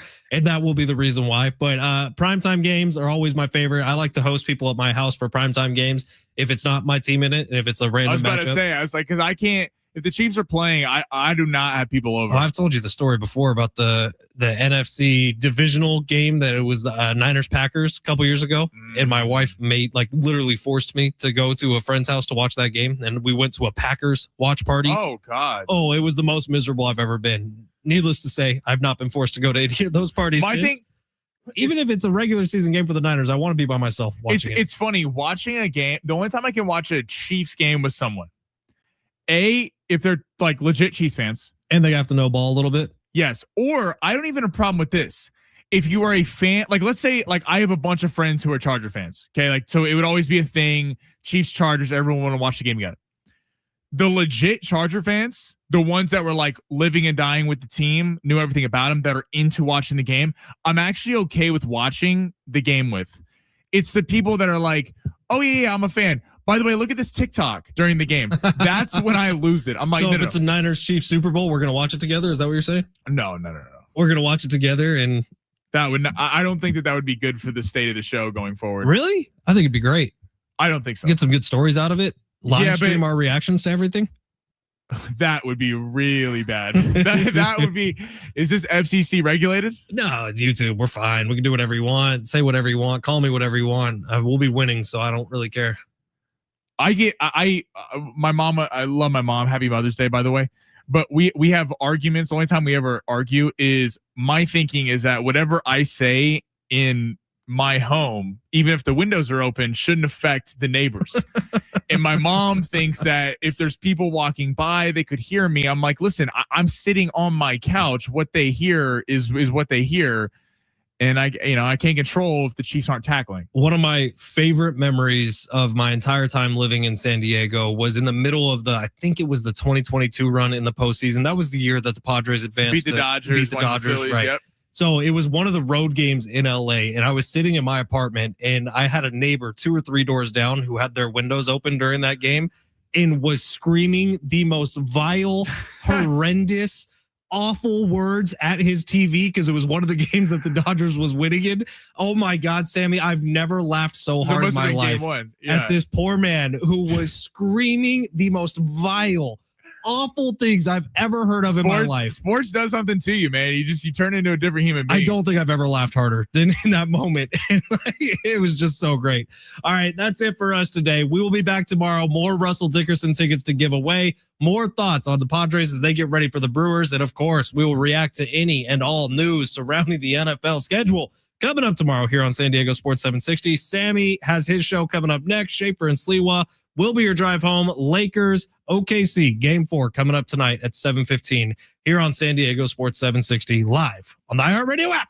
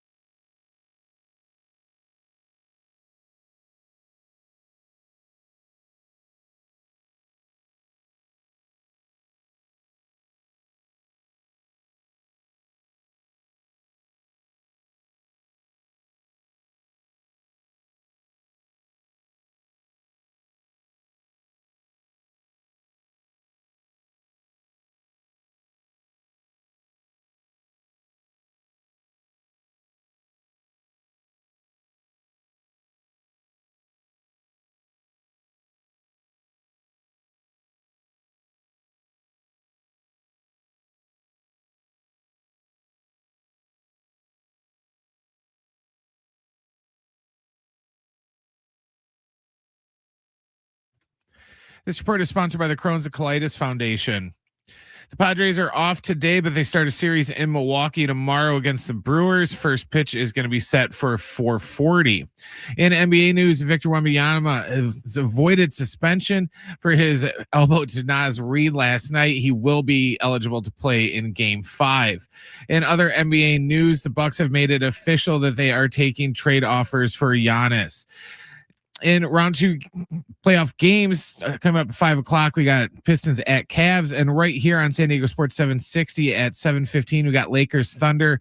Game 4 coming up. Like I said, tip is going to be a little bit after 7:30. The Crohn's and Colitis Foundation has been at the forefront of inflammatory bowel disease research and care for over 50 years. Learn more at Crohn'sColitisFoundation.org.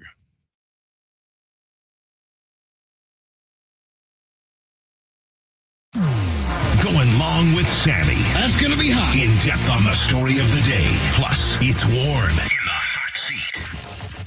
Now, it's Sammy Long. Happy NFL schedule release week.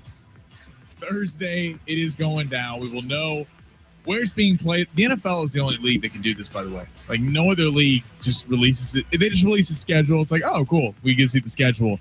The NFL, though, it's a whole special on Thursday. We got a lot to get into today, so we'll be keeping updated on that throughout the week. All the fun matchups that'll be happening throughout the NFL season. They'll start to leak out here in the next day or so.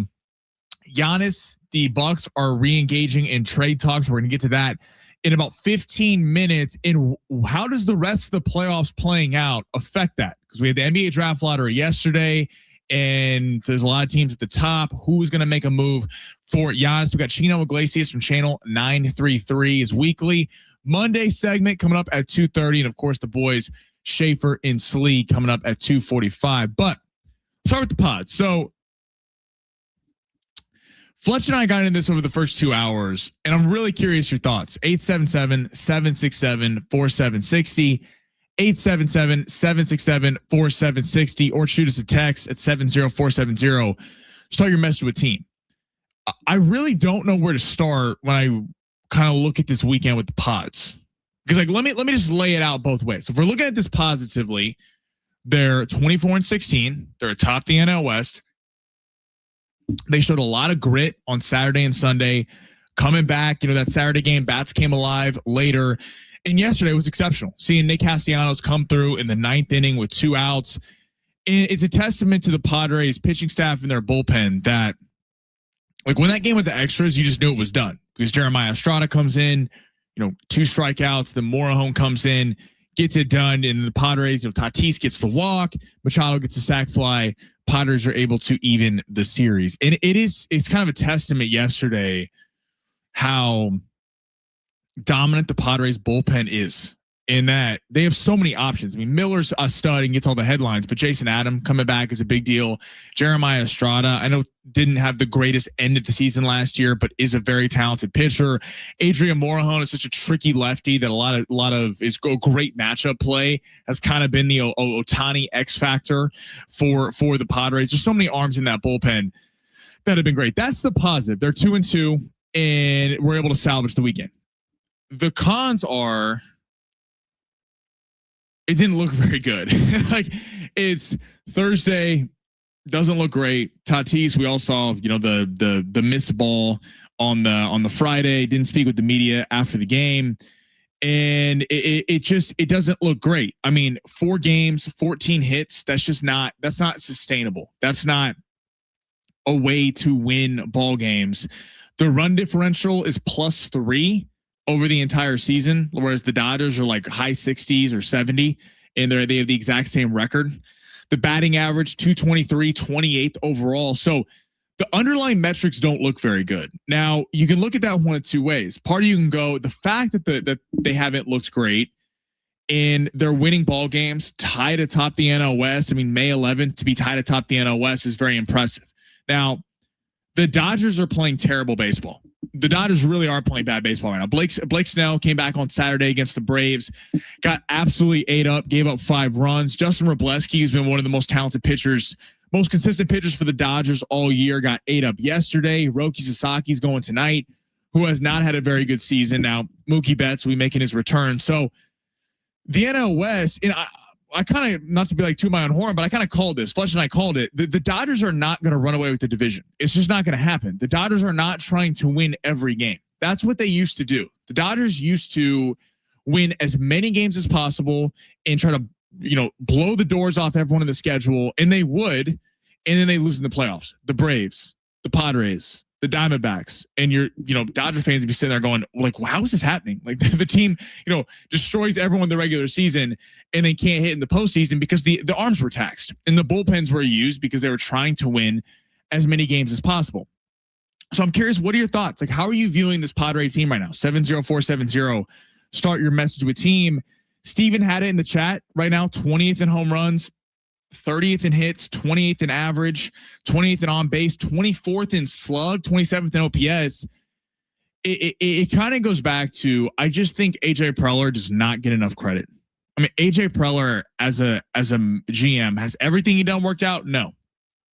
But I'm not holding the Juan Soto trade against him. You had to make that deal. If it came out that they could have made that deal and he said no because he wanted to keep some unknown prospects at the times, he would have been fired on the spot. Right. Obviously having James Wood now or Mackenzie Gore or CJ Abrams would be a different looking lineup, but you had to make that deal. Some of the big contracts giving out to Xander Bogaerts and Manny Machado weren't really his fault. I mean, that was obviously coming from Peter Seidler and ownership, and at the time looked like good deals. Like, it's hard to kill him for the Xander Bogaerts deal when coming over from Boston. Yes, did it feel a little forced when they tried to get Trey Turner? They tried to get Aaron Judge. Neither of those two players ended up coming to the Padres, so they pivoted and got Bogaerts. But Bogaerts was a great player for Boston, and to be fair to Xander Bogaerts, has been great this year. He's leading the team with 7 home runs, so that speaks a lot to him. Jackson Merrill follows him at 5. But it's I'm kind of at a loss when I come to assessing this team because it just really feels like a wait and see. Like if you are a record person and all you care about is wins and losses, which some people can make the argument is the only thing that matters, then you're feeling really good about this team. Really good about this team. The fact that they're winning with these guys not playing well. But it does feel like if the Padres are going to take the next level and not just be a one and done in the playoffs or win the wild card matchup, win a round and get bounced. I compare this team to the Dodgers. I compare this team to the Cubs. I compare this team to the teams they are going to have to face. We all know that they're a good baseball team. They're a good baseball team. They're a perennial playoff contender over the last few years. But we hold this team to a standard of trying to win a World Series because that's what the city expects as of now. And like the schedule upcoming, you got the Brewers in the NLCS last year, Mariners off to a struggling start in the ALCS this year over the weekend, Dodgers coming to town. Anytime play the Dodgers, massive series, and you're going to have a lot of importance because right now they're tied. So if you really want to make a statement that you're here to try and win the division, going and beating the Dodgers at Petco Park, winning the series, it starts there. The Philadelphia Phillies are coming up after that in the next couple of weeks here. And the Phillies, after a terrible start, has kind of got it together. So what all 4 of those teams have in common is they got hitters. Like those teams, you are not going to be able to beat 2-1, 3-1, having 14 hits over 4 games. That's just the chances of you beating the Dodgers or the Mariners or the Brewers or the Phillies, well, by doing that is slim to none. Now, if they do, then it'll be an even larger conversation because the pitching staff has been excellent. The bullpen is one of the best, if not the best in baseball. And the ERA of the starting pitchers is 16th. I think if you would have told anyone that, certainly you've told me, Nick Pivetta hurt a couple weeks in, Joe Musgrove, it's May 11th, hasn't pitched yet. Lucas Giolito, on his way, excited about, made his last start, down there in the minors, but hasn't pitched yet. And if you were telling me we were relying on guys like Walker Buehler, Randy Vasquez, Griffin Canning, German Marquez before that, the 16th ERA from the pitching staff, I would have been like, you're crazy. There's no way that's happening. And again, it's a testament to AJ Preller. All of his signings have worked. Gavin Sheets, Nick Castellanos was the hero yesterday. Miguel Andujar has been one of the best ads of the last few seasons. Bogaerts is playing well now. Marquez wasn't the best pitcher, but gave you a couple wins. Walker Buehler looked extremely serviceable. And Griffin Canning looks pretty good as well. I mean, Griffin Canning was a former top prospect for the Angels. So maybe there is something there. It just feels like he's finding diamonds in the rough left and right. And if you're the Padres, I know at least personally sitting back and watching the team every night, it's confusing. Like, I don't know what you say. If you're Craig Stammen, if you're AJ Preller, if you're Ruben Niebla, like, what do you say to these guys? Because at the end of the day, I don't know what to keep saying.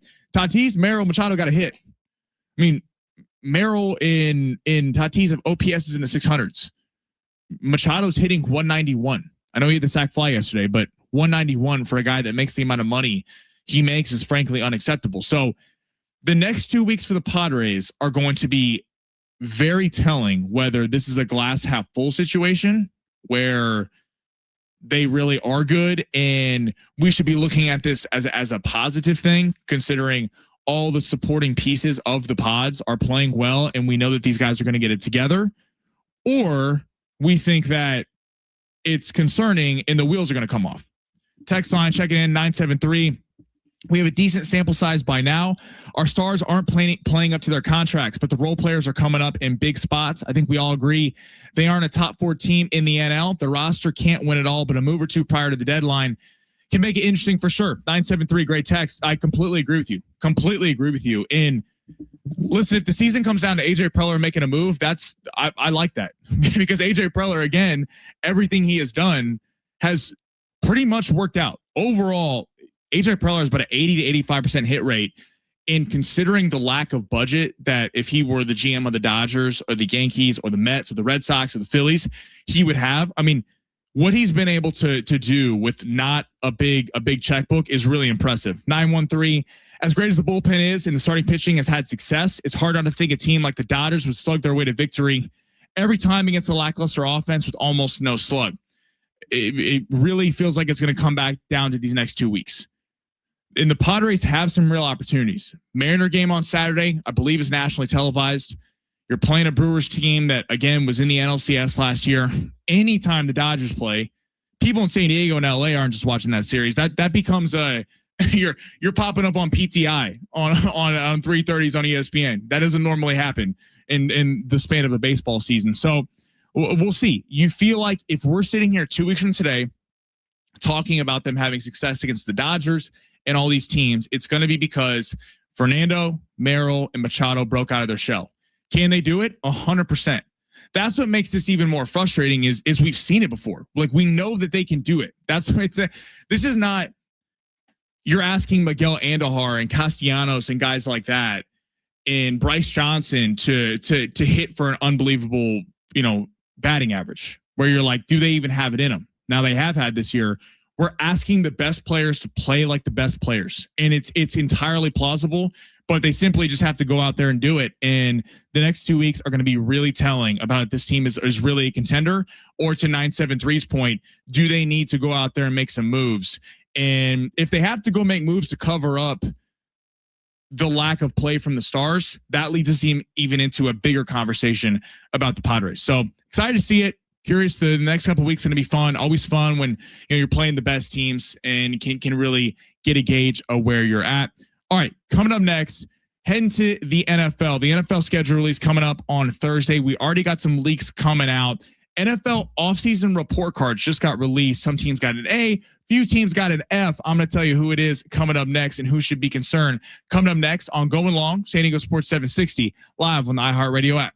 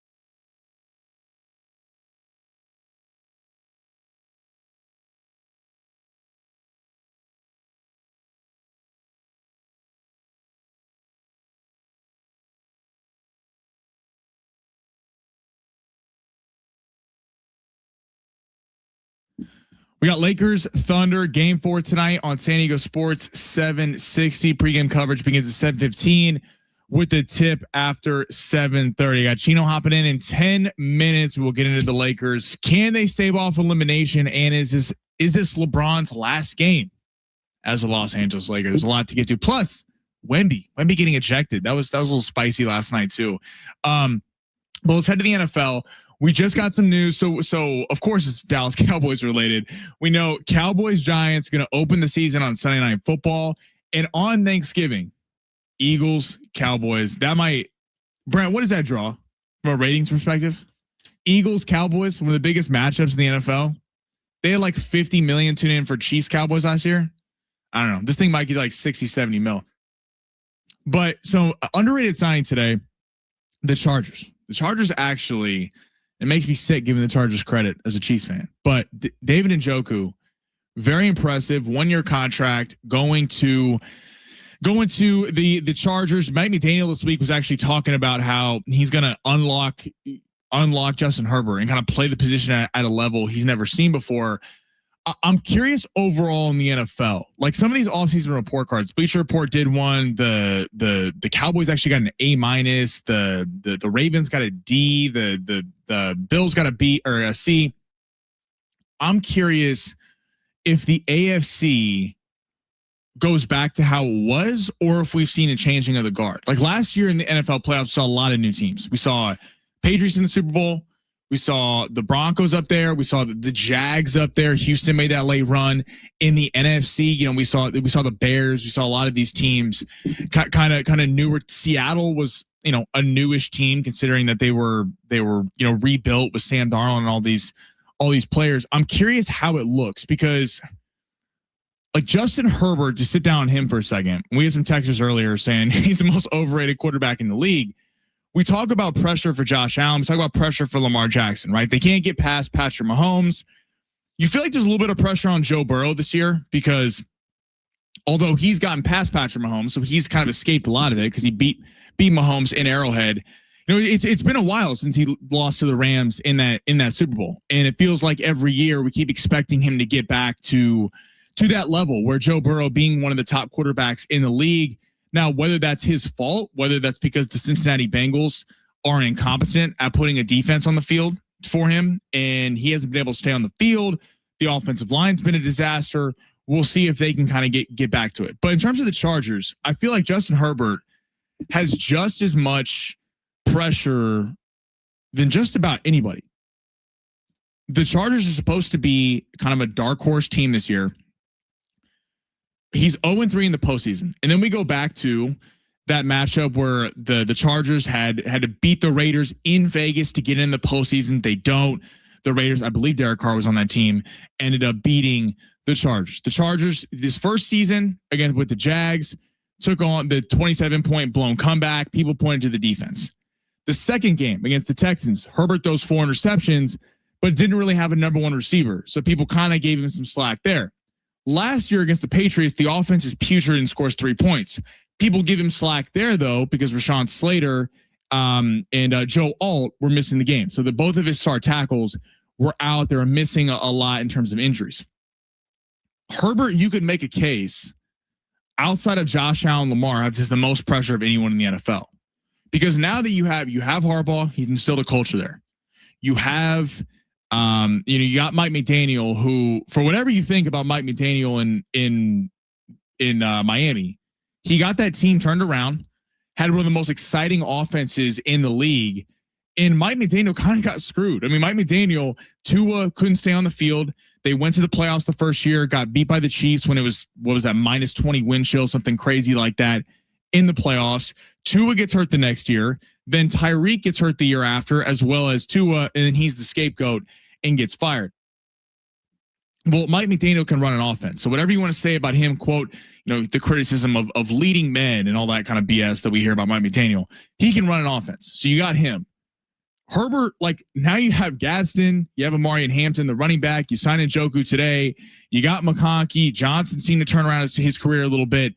Herbert has a lot of pressure on him entering this season. And, you know, ahead of the NFL schedule release, I'm so curious like in that division, you look at Denver, who I think is going to have a little bit, come back to earth a bit, because just like the Chiefs 2 years ago, when 11-0 in one-score games, look how that turned out for the Chiefs last year. They win one-score games. Such a hard stat year to year to really lean on.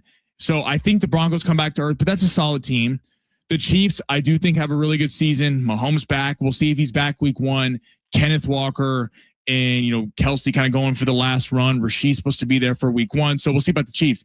And then at the Raiders, who I still think finished 4th, but are going to, that's not an easy out. The Raiders are only going to get better as the season goes along, as Mendoza gets more comfortable. Quay Walker, Nakobe Dean, they got talent. I mean, this is not a Raider team devoid of talent. Ashton Genty, Brock Bowers. I mean, they got a lot of guys on this team that can play, and the Raiders are going to be that team that'll upset someone late at the end of the year and mess up the playoff standings. Like that's the kind of team they'll be. And then going forward, as a whole in the AFC, I wonder if this returns to status quo where it's Mahomes, Allen, Burrow, Lamar, or are we underappreciating the Patriots? Are we underappreciating the Broncos, the Jags, the teams like that made a name for themselves last year? But I think a lot of people have doubts, including myself, of whether they can sustain it because of the fact that it was a down year for Lamar, Mahomes, and Burrow. Like I think like off the jump, like we have a full offseason ahead, but Mahomes back in the playoffs, Allen will be in the playoffs. I think the Ravens are going to be in the playoffs, and I think the Bengals will be in the playoffs. So that leaves 3 spots. I think the Chargers do slide in there. That's a good team. Like I don't know right now, the Patriots are a playoff team. It sounds crazy being in the Super Bowl, but they played a Charger team with no tackles. They beat the Houston Texans with literally Nico Collins was out. Schultz was out the tight end. Stroud threw 4 interceptions in the first half, and their star left tackle was out in that game. And they beat Bo Nix, who are the Bo Nix-less Denver Broncos in the AFC Championship game. So the NFL is going to have a lot of parity next season.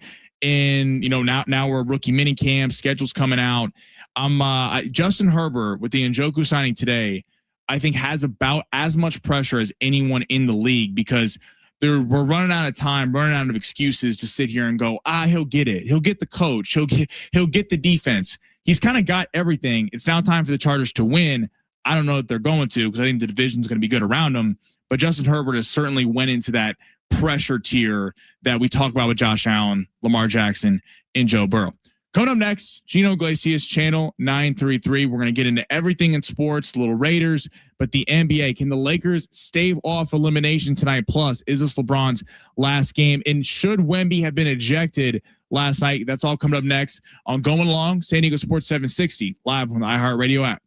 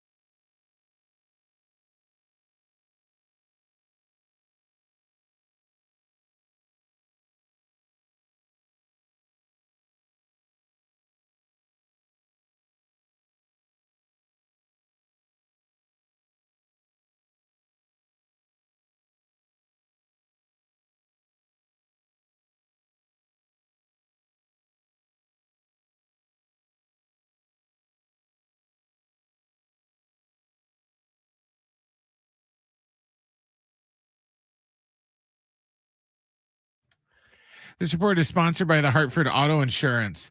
The Padres have an off day today, but they start a series in Milwaukee tomorrow against the Brewers. First pitch is set for 4:40.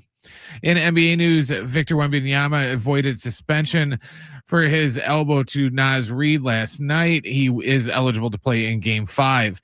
And it's official, the Bucks are seeking trade offers for Giannis Antetokounmpo. Tonight we got more round 2 action in the NBA. At 5 o'clock, we got Pistons at Cavs. And right here on San Diego Sports 760, we have Lakers Thunder Game 4. Pregame coverage will begin at 7:15, and we'll have the tip a little bit after 7:30. Wait until you hear this. You could save hundreds by switching to AARP auto insurance from The Hartford. Visit trusthartford.com. The Hartford, your protection is our passion. The Hartford Insurance Group, Inc. pays royalty fees to AARP for the use of its intellectual property. AARP and its affiliates are not insurers. Savings vary. Ain't nothing wrong with a little heat. Getting warm around here. Light the fires, Big Daddy. Who's next in the hot seat? Chino Iglesias, you all know him. Every Monday, stopping by Channel 933. We were just complaining about the Lakers. Complaining. And you brought up the point. Did you see that DeAndre Ayton had the audacity to be on his Instagram today? He got a chain that said dominating. What are we dominating, my guy? What is this? And he was cheesing. He was cheesing to the camera. Yeah, he's like throwing up. Hey, look at me. What are you dominating, my guy? There's nobody you've dominated all season. You might have had some moments where the entire squad was on fire and you did your thing in the fourth quarter in some games, but you are nowhere near. Even Mr. Glass, Anthony Davis, would have never done that. Dude, stop. You know LeBron is sitting there going like, oh, he's gone. Like, hey, they're going to pressure him to opt out. Yeah. I feel like they're going to pressure him to opt out. They'll just buy him out. The Walters group, they're like, you're done. You bring zero intensity to the team. Man. You're lazy. He could be a franchise center. I mean, he has all. This is why it's so frustrating with him. He has all the tools to be a franchise guy, and he's not. No, and he this doesn't. is why no one wants him. No, he doesn't. One of my good friends is a Suns fan. Okay. Poor guy. Yeah. Poor guy. That's worse. But when he found out that Ayton was coming to the Lakers, he's on my line immediately giving mess about it. And I'm like, no, well, maybe Luka will make him better or whatever. Nah, no, sorry. You know those videos that on social media when someone's team loses the big game, so they throw a chair through the television? Yeah. That's what I want to do every time I see Ayton touch the ball. He's so bad. Miss a rebound. He's so bad. Lazy, lack of effort. So, okay, when you see this series, now, obviously the Lakers are overmatched. Yeah. Jalen Williams isn't playing. Luka's not playing, but, they're overmatched. Bring the brooms out. It's over. Right, it's over. What did I say? A couple weeks ago, maybe even last week, I said, there's no way. OKC is too. It's not even just the players that, and all credit to JJ, because I think he's developing into. He's had a good series. I think JJ Redick is actually, the first half is a lot of game plan. He has had a solid series. Doesn't know how to close it out though. He's being outcoached. He's being outcoached. But I put that more on me on lack of talent on the bench. Because also, depth. You see Jared McCain, Isaiah Joe, Cason Wallace. This is the secret. Like, Shea gets the headlines. Chet, Jalen Williams, and he plays. Rightfully so. Chet, I don't know. Is this that Abraham Lincoln looking dude? Chet Holmgren wears me out too. Is that Beavis from Beavis and Butthead? My bad. Oh, such a punchable face. But they like, the bench destroys the Lakers bench. Absolutely. Jake LaRavia can't compare to a Jared McCain.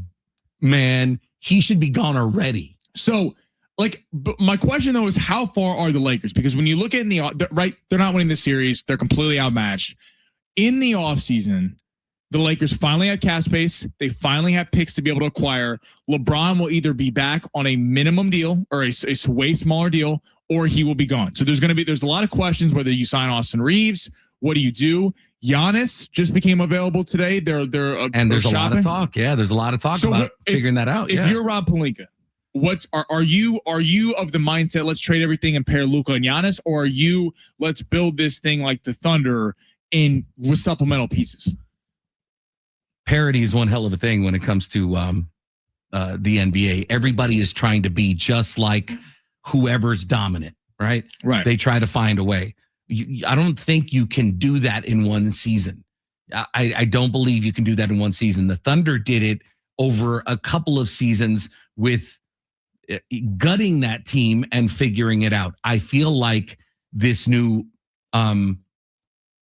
ownership group is pressuring Pelinka. You get this right or you're out. Right. They didn't hire Pelinka. They didn't. So it's going to be a prove it situation. I feel like Giannis is not the end all answer for success. But if you compare those two, I think defensively we get better because you're not going to rely on Luka to be your defensive. But Giannis can play defense. But Giannis can play defense in the playoffs. But it's who you surround them with. Is Bryce coming out? Because really, that's going to be the issue here. Is Bryce coming out, and is LeBron? The Lakers aren't taking him. I promise you. I hope they don't. First off, the Walters group is not in the LeBron business. They already made this very clear. Did Rich Paul and LeBron James went to the Lakers about an extension? They were like, "Yeah, we'll wait and see. We'll wait and see. Exactly. Wait and see. Yeah. We'll wait and see." Is code word for we're going to finally outfit this team. Because the Lakers have been in a weird spot the last couple of years where you get a lotto ticket dropped in your lap with the Luka deal. The Lakers were headed for poverty for the next few years had they not gotten the Luka thing, Luka deal. Because absolutely no one was going to come play with AD. LeBron was probably going to just leave because he's like, this team is not outfitted. This is the first offseason the Lakers have had in a long time where they have picks and ability to get better. You need wings. And I'm curious. We've needed wings. And you talk about like parity in the league, like copycat league. You're seeing the teams have success. The Knicks, 2 bigs. Oklahoma City, 2 bigs. The Spurs, multiple bigs. Like Lakers, a guy that's getting a chain celebrating what? Right. So I wonder if this was the NBA 10 years ago, it would be like you trade for Giannis. You trade for as many stars as possible and you align them all. Yep. We haven't seen since the Warriors a big 3 really work. Like in the sense of just stars together with an iffy bench. I'm not saying I would be stoked if the Lakers got Giannis, but it does come at a price. Like, are you going to just have the same concerns where you have no bench and the Lakers have nowhere to go? Yeah, that's the tough part about the situation is the question here is, does LeBron come back on a vet minimum deal?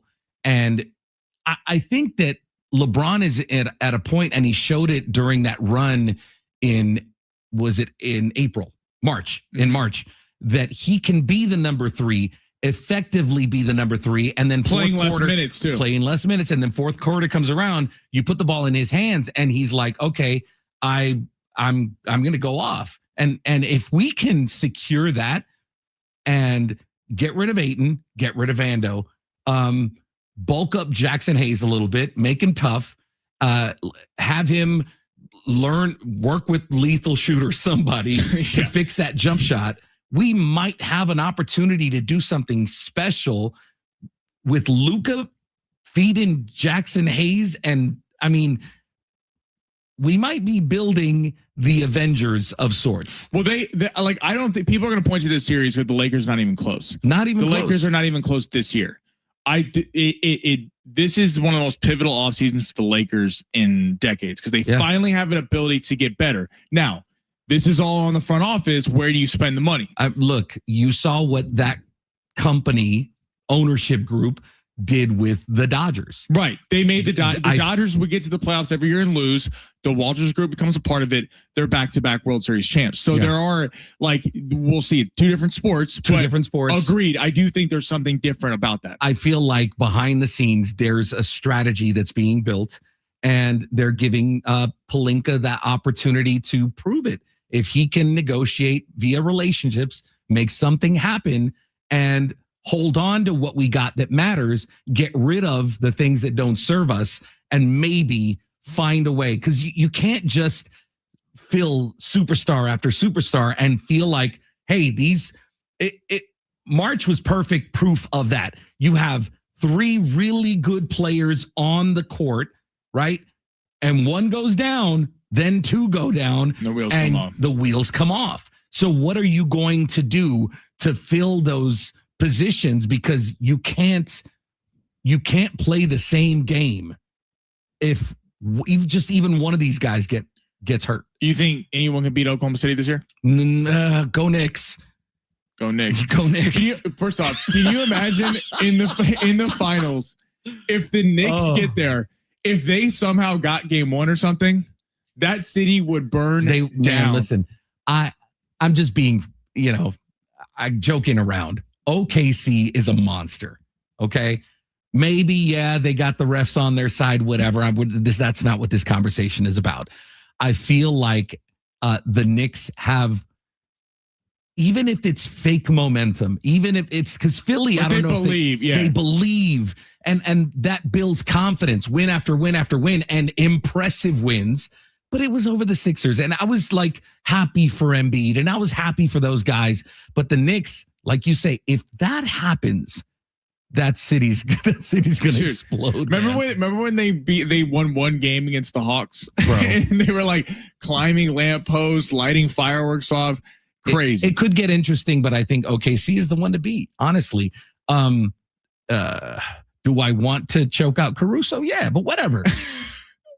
I know, dude. It's so hard watching sometimes. You are a massive Raider fan. Yeah. NFL schedule releases Thursday. I can't wait. I cannot wait. I cannot wait. Fletch and I are the same way. This is like a national holiday in my house. Listen. Why are you shaking your head over there, Brent? Listen, baseball is so, I love baseball. I really do. Yeah. I can sit and I watch a game. May baseball is so boring.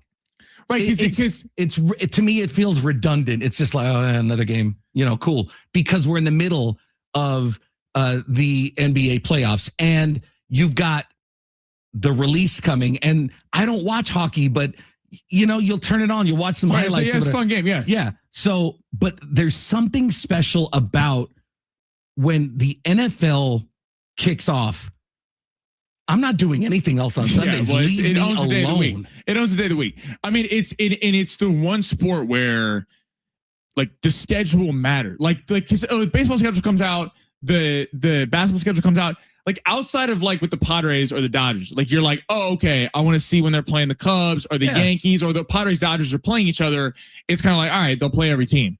It's fun with like the NFL seeing backloaded schedules, front schedules. Like it really does determine, because teams that start 0-2, the chances of making the playoffs go way down. This is not like baseball where you could start out 0-10. It's like, yeah, well, they'll get it together. With seeing that the Niners, I think, might be playing, maybe I'm wrong, but the Dolphins in Mexico, that led everyone to believe, okay, we are going to get that battle of the Bay, even though that the Raiders are in Las Vegas. There's something special about that game. If you've been to a game where it's Niners versus Raiders at whether it was Candlestick or the Coliseum or Santa Clara, there's something special. That energy within that rivalry is special. And I worked for the Raiders for a better part of 10 years. There was nothing like it.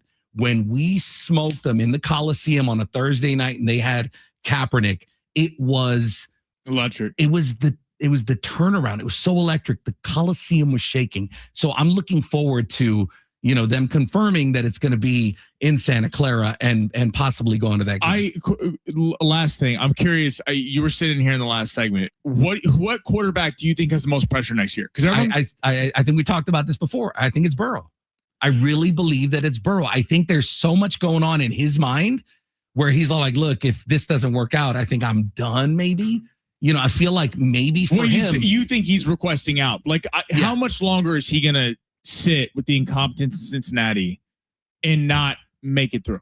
That's the tough part, man. I think we talk about this all the time with any sport. It comes down to ownership. How far are the Knicks really going to go with that ownership? Do they maybe take it all the way and then, overpay their guys? It becomes a mess, right? So I feel the same thing with Cincinnati. It might not be the greatest ownership group, and it's proven by what they're surrounding this guy with. Are they making it a point to go, we're going to hold on to Hendrickson. We're going to hold on to the right guys or whatever. And they end up not doing that because they're overpaying, like really overpaying. And the one thing I'll get, like Mahomes, they traded Tyreek. Like they got rid of. I remember that week was insane. Insane. They got rid of the best pass catcher outside of Kelsey. Josh Allen gets rid of Stephon Diggs. Lamar Jackson has really never had. He's never had a receiver. Number one receiver. And Herbert never really had a one. Keenan a few years ago, I guess, but never had that. Like Keenan got hands, man. I don't know. Look, I'm a Raiders fan, but I'm a purist when it comes to football, and I'll call it like it is. If somebody's great, Keenan Allen is great. And he grew up a Raiders fan, just so you know. And Burrow got hit both of his receivers paid. Higgins and Chase. So it's like Burrow can complain about not having an offensive line, not having a defense. It's like the reason you don't have those things is because you got your boys paid because you're best friends with Chase and you didn't want to have to, throw to Yoshi Voss over T. Higgins.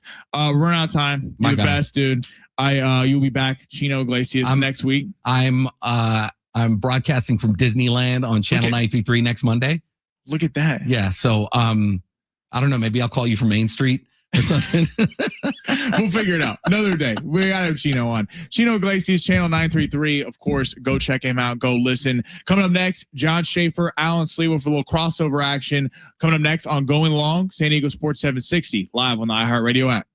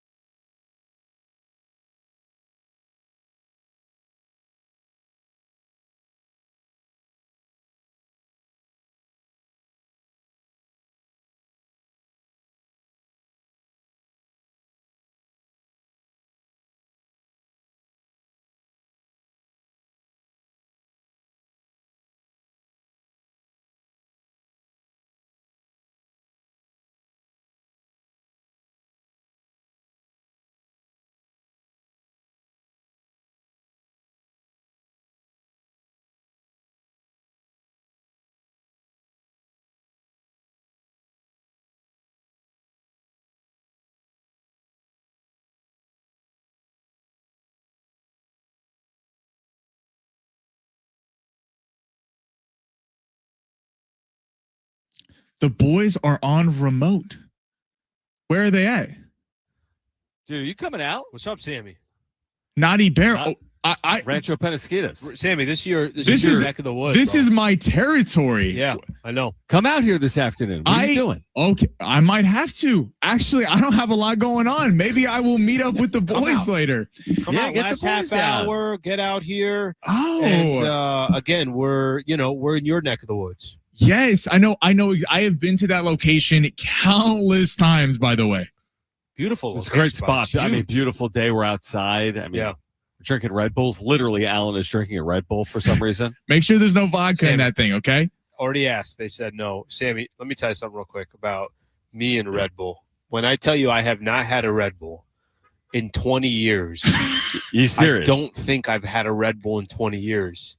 And the guy came by, a really nice general manager. He's like, can I get you guys anything? I already have a water here. He goes, how about a Red Bull? Yeah. I'm like, yeah, you know what? I'll do a Red Bull. But you and then I was like, oh, I will never have a Red Bull. Yeah. Then I go over to Vaughn's and I pick up a Celsius. Dude, it turns out Celsius has 2.5 times the caffeine of a Red Bull. Did you know that? No. 2.5. It has 80. There's 80 milligrams in that Red Bull. Now it's only 8 ounces. There's 200 milligrams in the Celsius, which is 12 ounces, but there's 200 milligrams. So are you boys about to be like shaking before the show? We are going to be rocking and rolling, man. We are so pumped up. During the breaks, we're going to run sprints. Yeah. The parking lot's big enough here. Yeah. We're going to be running Oklahoma drills. Yeah, we'll do everything. Me versus Alan. Suicide. Everyone, by the way, hop on the stream. Yeah. By the way, that's a reminder too. So if you're out in Rancho Penasquitos area, wherever this is, I just essentially located 56, kind of 56, right on that freeway. Come join us. You're leaving work. Come hang out with us. Have a beer with us. If we'll be here till 6. Yeah, North County or even in the city downtown. We're not terribly far. You know, you can get here from downtown. That's 25 minutes. That's what's great about North County. It's accessible. If you're a TJ, you're a TJ. Might be a little bit of a drive. But listen, you're at Disneyland right now. Just work your way down. You're in LAX, we're 25 minutes from you right now.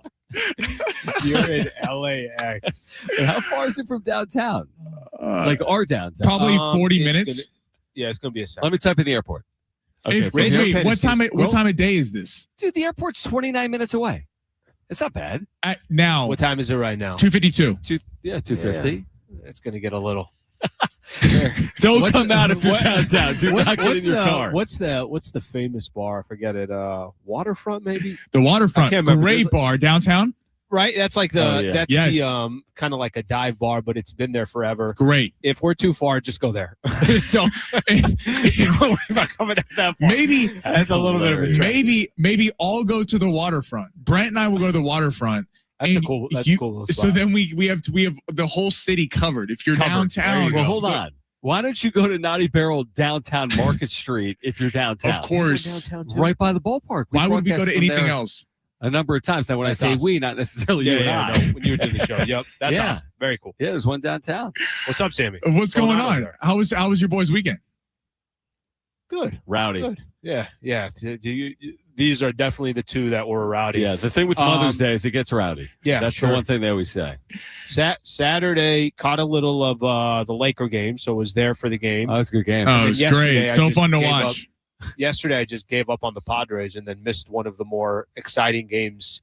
Where do you guys stand on that? Are you guys, if you're like, I gave up. Like I've missed a lot of good sports moments because I get too emotionally attached and I'm like, I'm out. But you're Mr. I don't want to leave a game early, or do you leave a game early? I forget. Oh no, you're out early. What kind of game? I grew up on radio. I'll just listen to it on my way home. Yeah. What'd you say, Sam? I said what? Like that question to me depends on: is this like a random baseball game in July, or are we going to like a playoff game in May? No, I was gonna say random baseball game in May. I have no issue. I will always have it on. I was cooking, which I've never done in my life, and I just have the game on. What'd you cook? Because I'm going to react either way. Hello Fresh.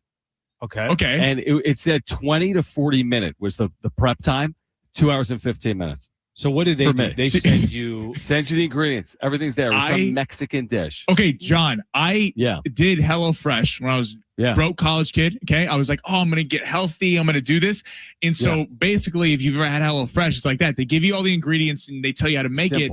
I would end up just taking the beef out because I'd be lazy and didn't want to cut everything else up. So I basically pay like $50 for a packet of beef and then just make that. Yeah, well, they're like That's mince. college. They're like mince your tomatoes. So then I go to YouTube. What does minced tomatoes mean? Yeah, what is mince? And then they're like, do this with the lime. And I'm like, Too well, what much is work, that? guys. It was Too much so much. It took forever. It was Too much Mother's work. Day. No, it's good. It's You good you know? did that. Was this supposed to make popcorn? Well, hey, but did Kristen like the meal the Yeah, it was first good. time? No, it was good. It just took Did she lie or forever. was No, she no, like- she was being serious. But while I was doing this, the Padres were down 2-0 for like 6 innings. Right. From like this Jordan Walker home run until Nick Castellanos, nothing happened. I'm just sitting there watching it, prepping, whatever that. you know. Literally nothing And then happened. all of a sudden, Castellanos with his Tatis bat after breaking his bat, homers out to left. And that's the beauty of baseball. There's no clock there. Like Lakers go down 20 in the fourth quarter, you're done. Sure. But lifeless in baseball, 27th out. I mean, it's kind of crazy how different it can be. Yeah, I mean, of course, especially if it's a 2-run game, right? But Like, 3. Yes, you're right. And even that's rare. I mean, there's 2 outs in the 9th inning. What are the odds? What's coming up on the show today, boys? Kevin AC will join us at 3:30. Sean Lewis is going to join us. Aztecs head football coach at 5. They've got an Aztec event tonight at this Naughty Barrel here in North County, so we're going to be here prior from 3 to 6. But Sean Lewis will join us at 5. All right, well, hop on with the boys, Schaefer and Get over here. Sliwa. I might roll through. I don't have Not a lot. Mike. be disappointed, bro. Come Not on. Mike. Come on. All Don't right. do that. I'll Sam. come Not Mike. through. Get out of here. I will come through. I will stop by. I You will can join us. Naughty Barrel, Rancho Penasquitas. Make sure to go check them out and listen to Schaefer and Sliwa. That's coming up next. I'm done for the day. See you boys tomorrow.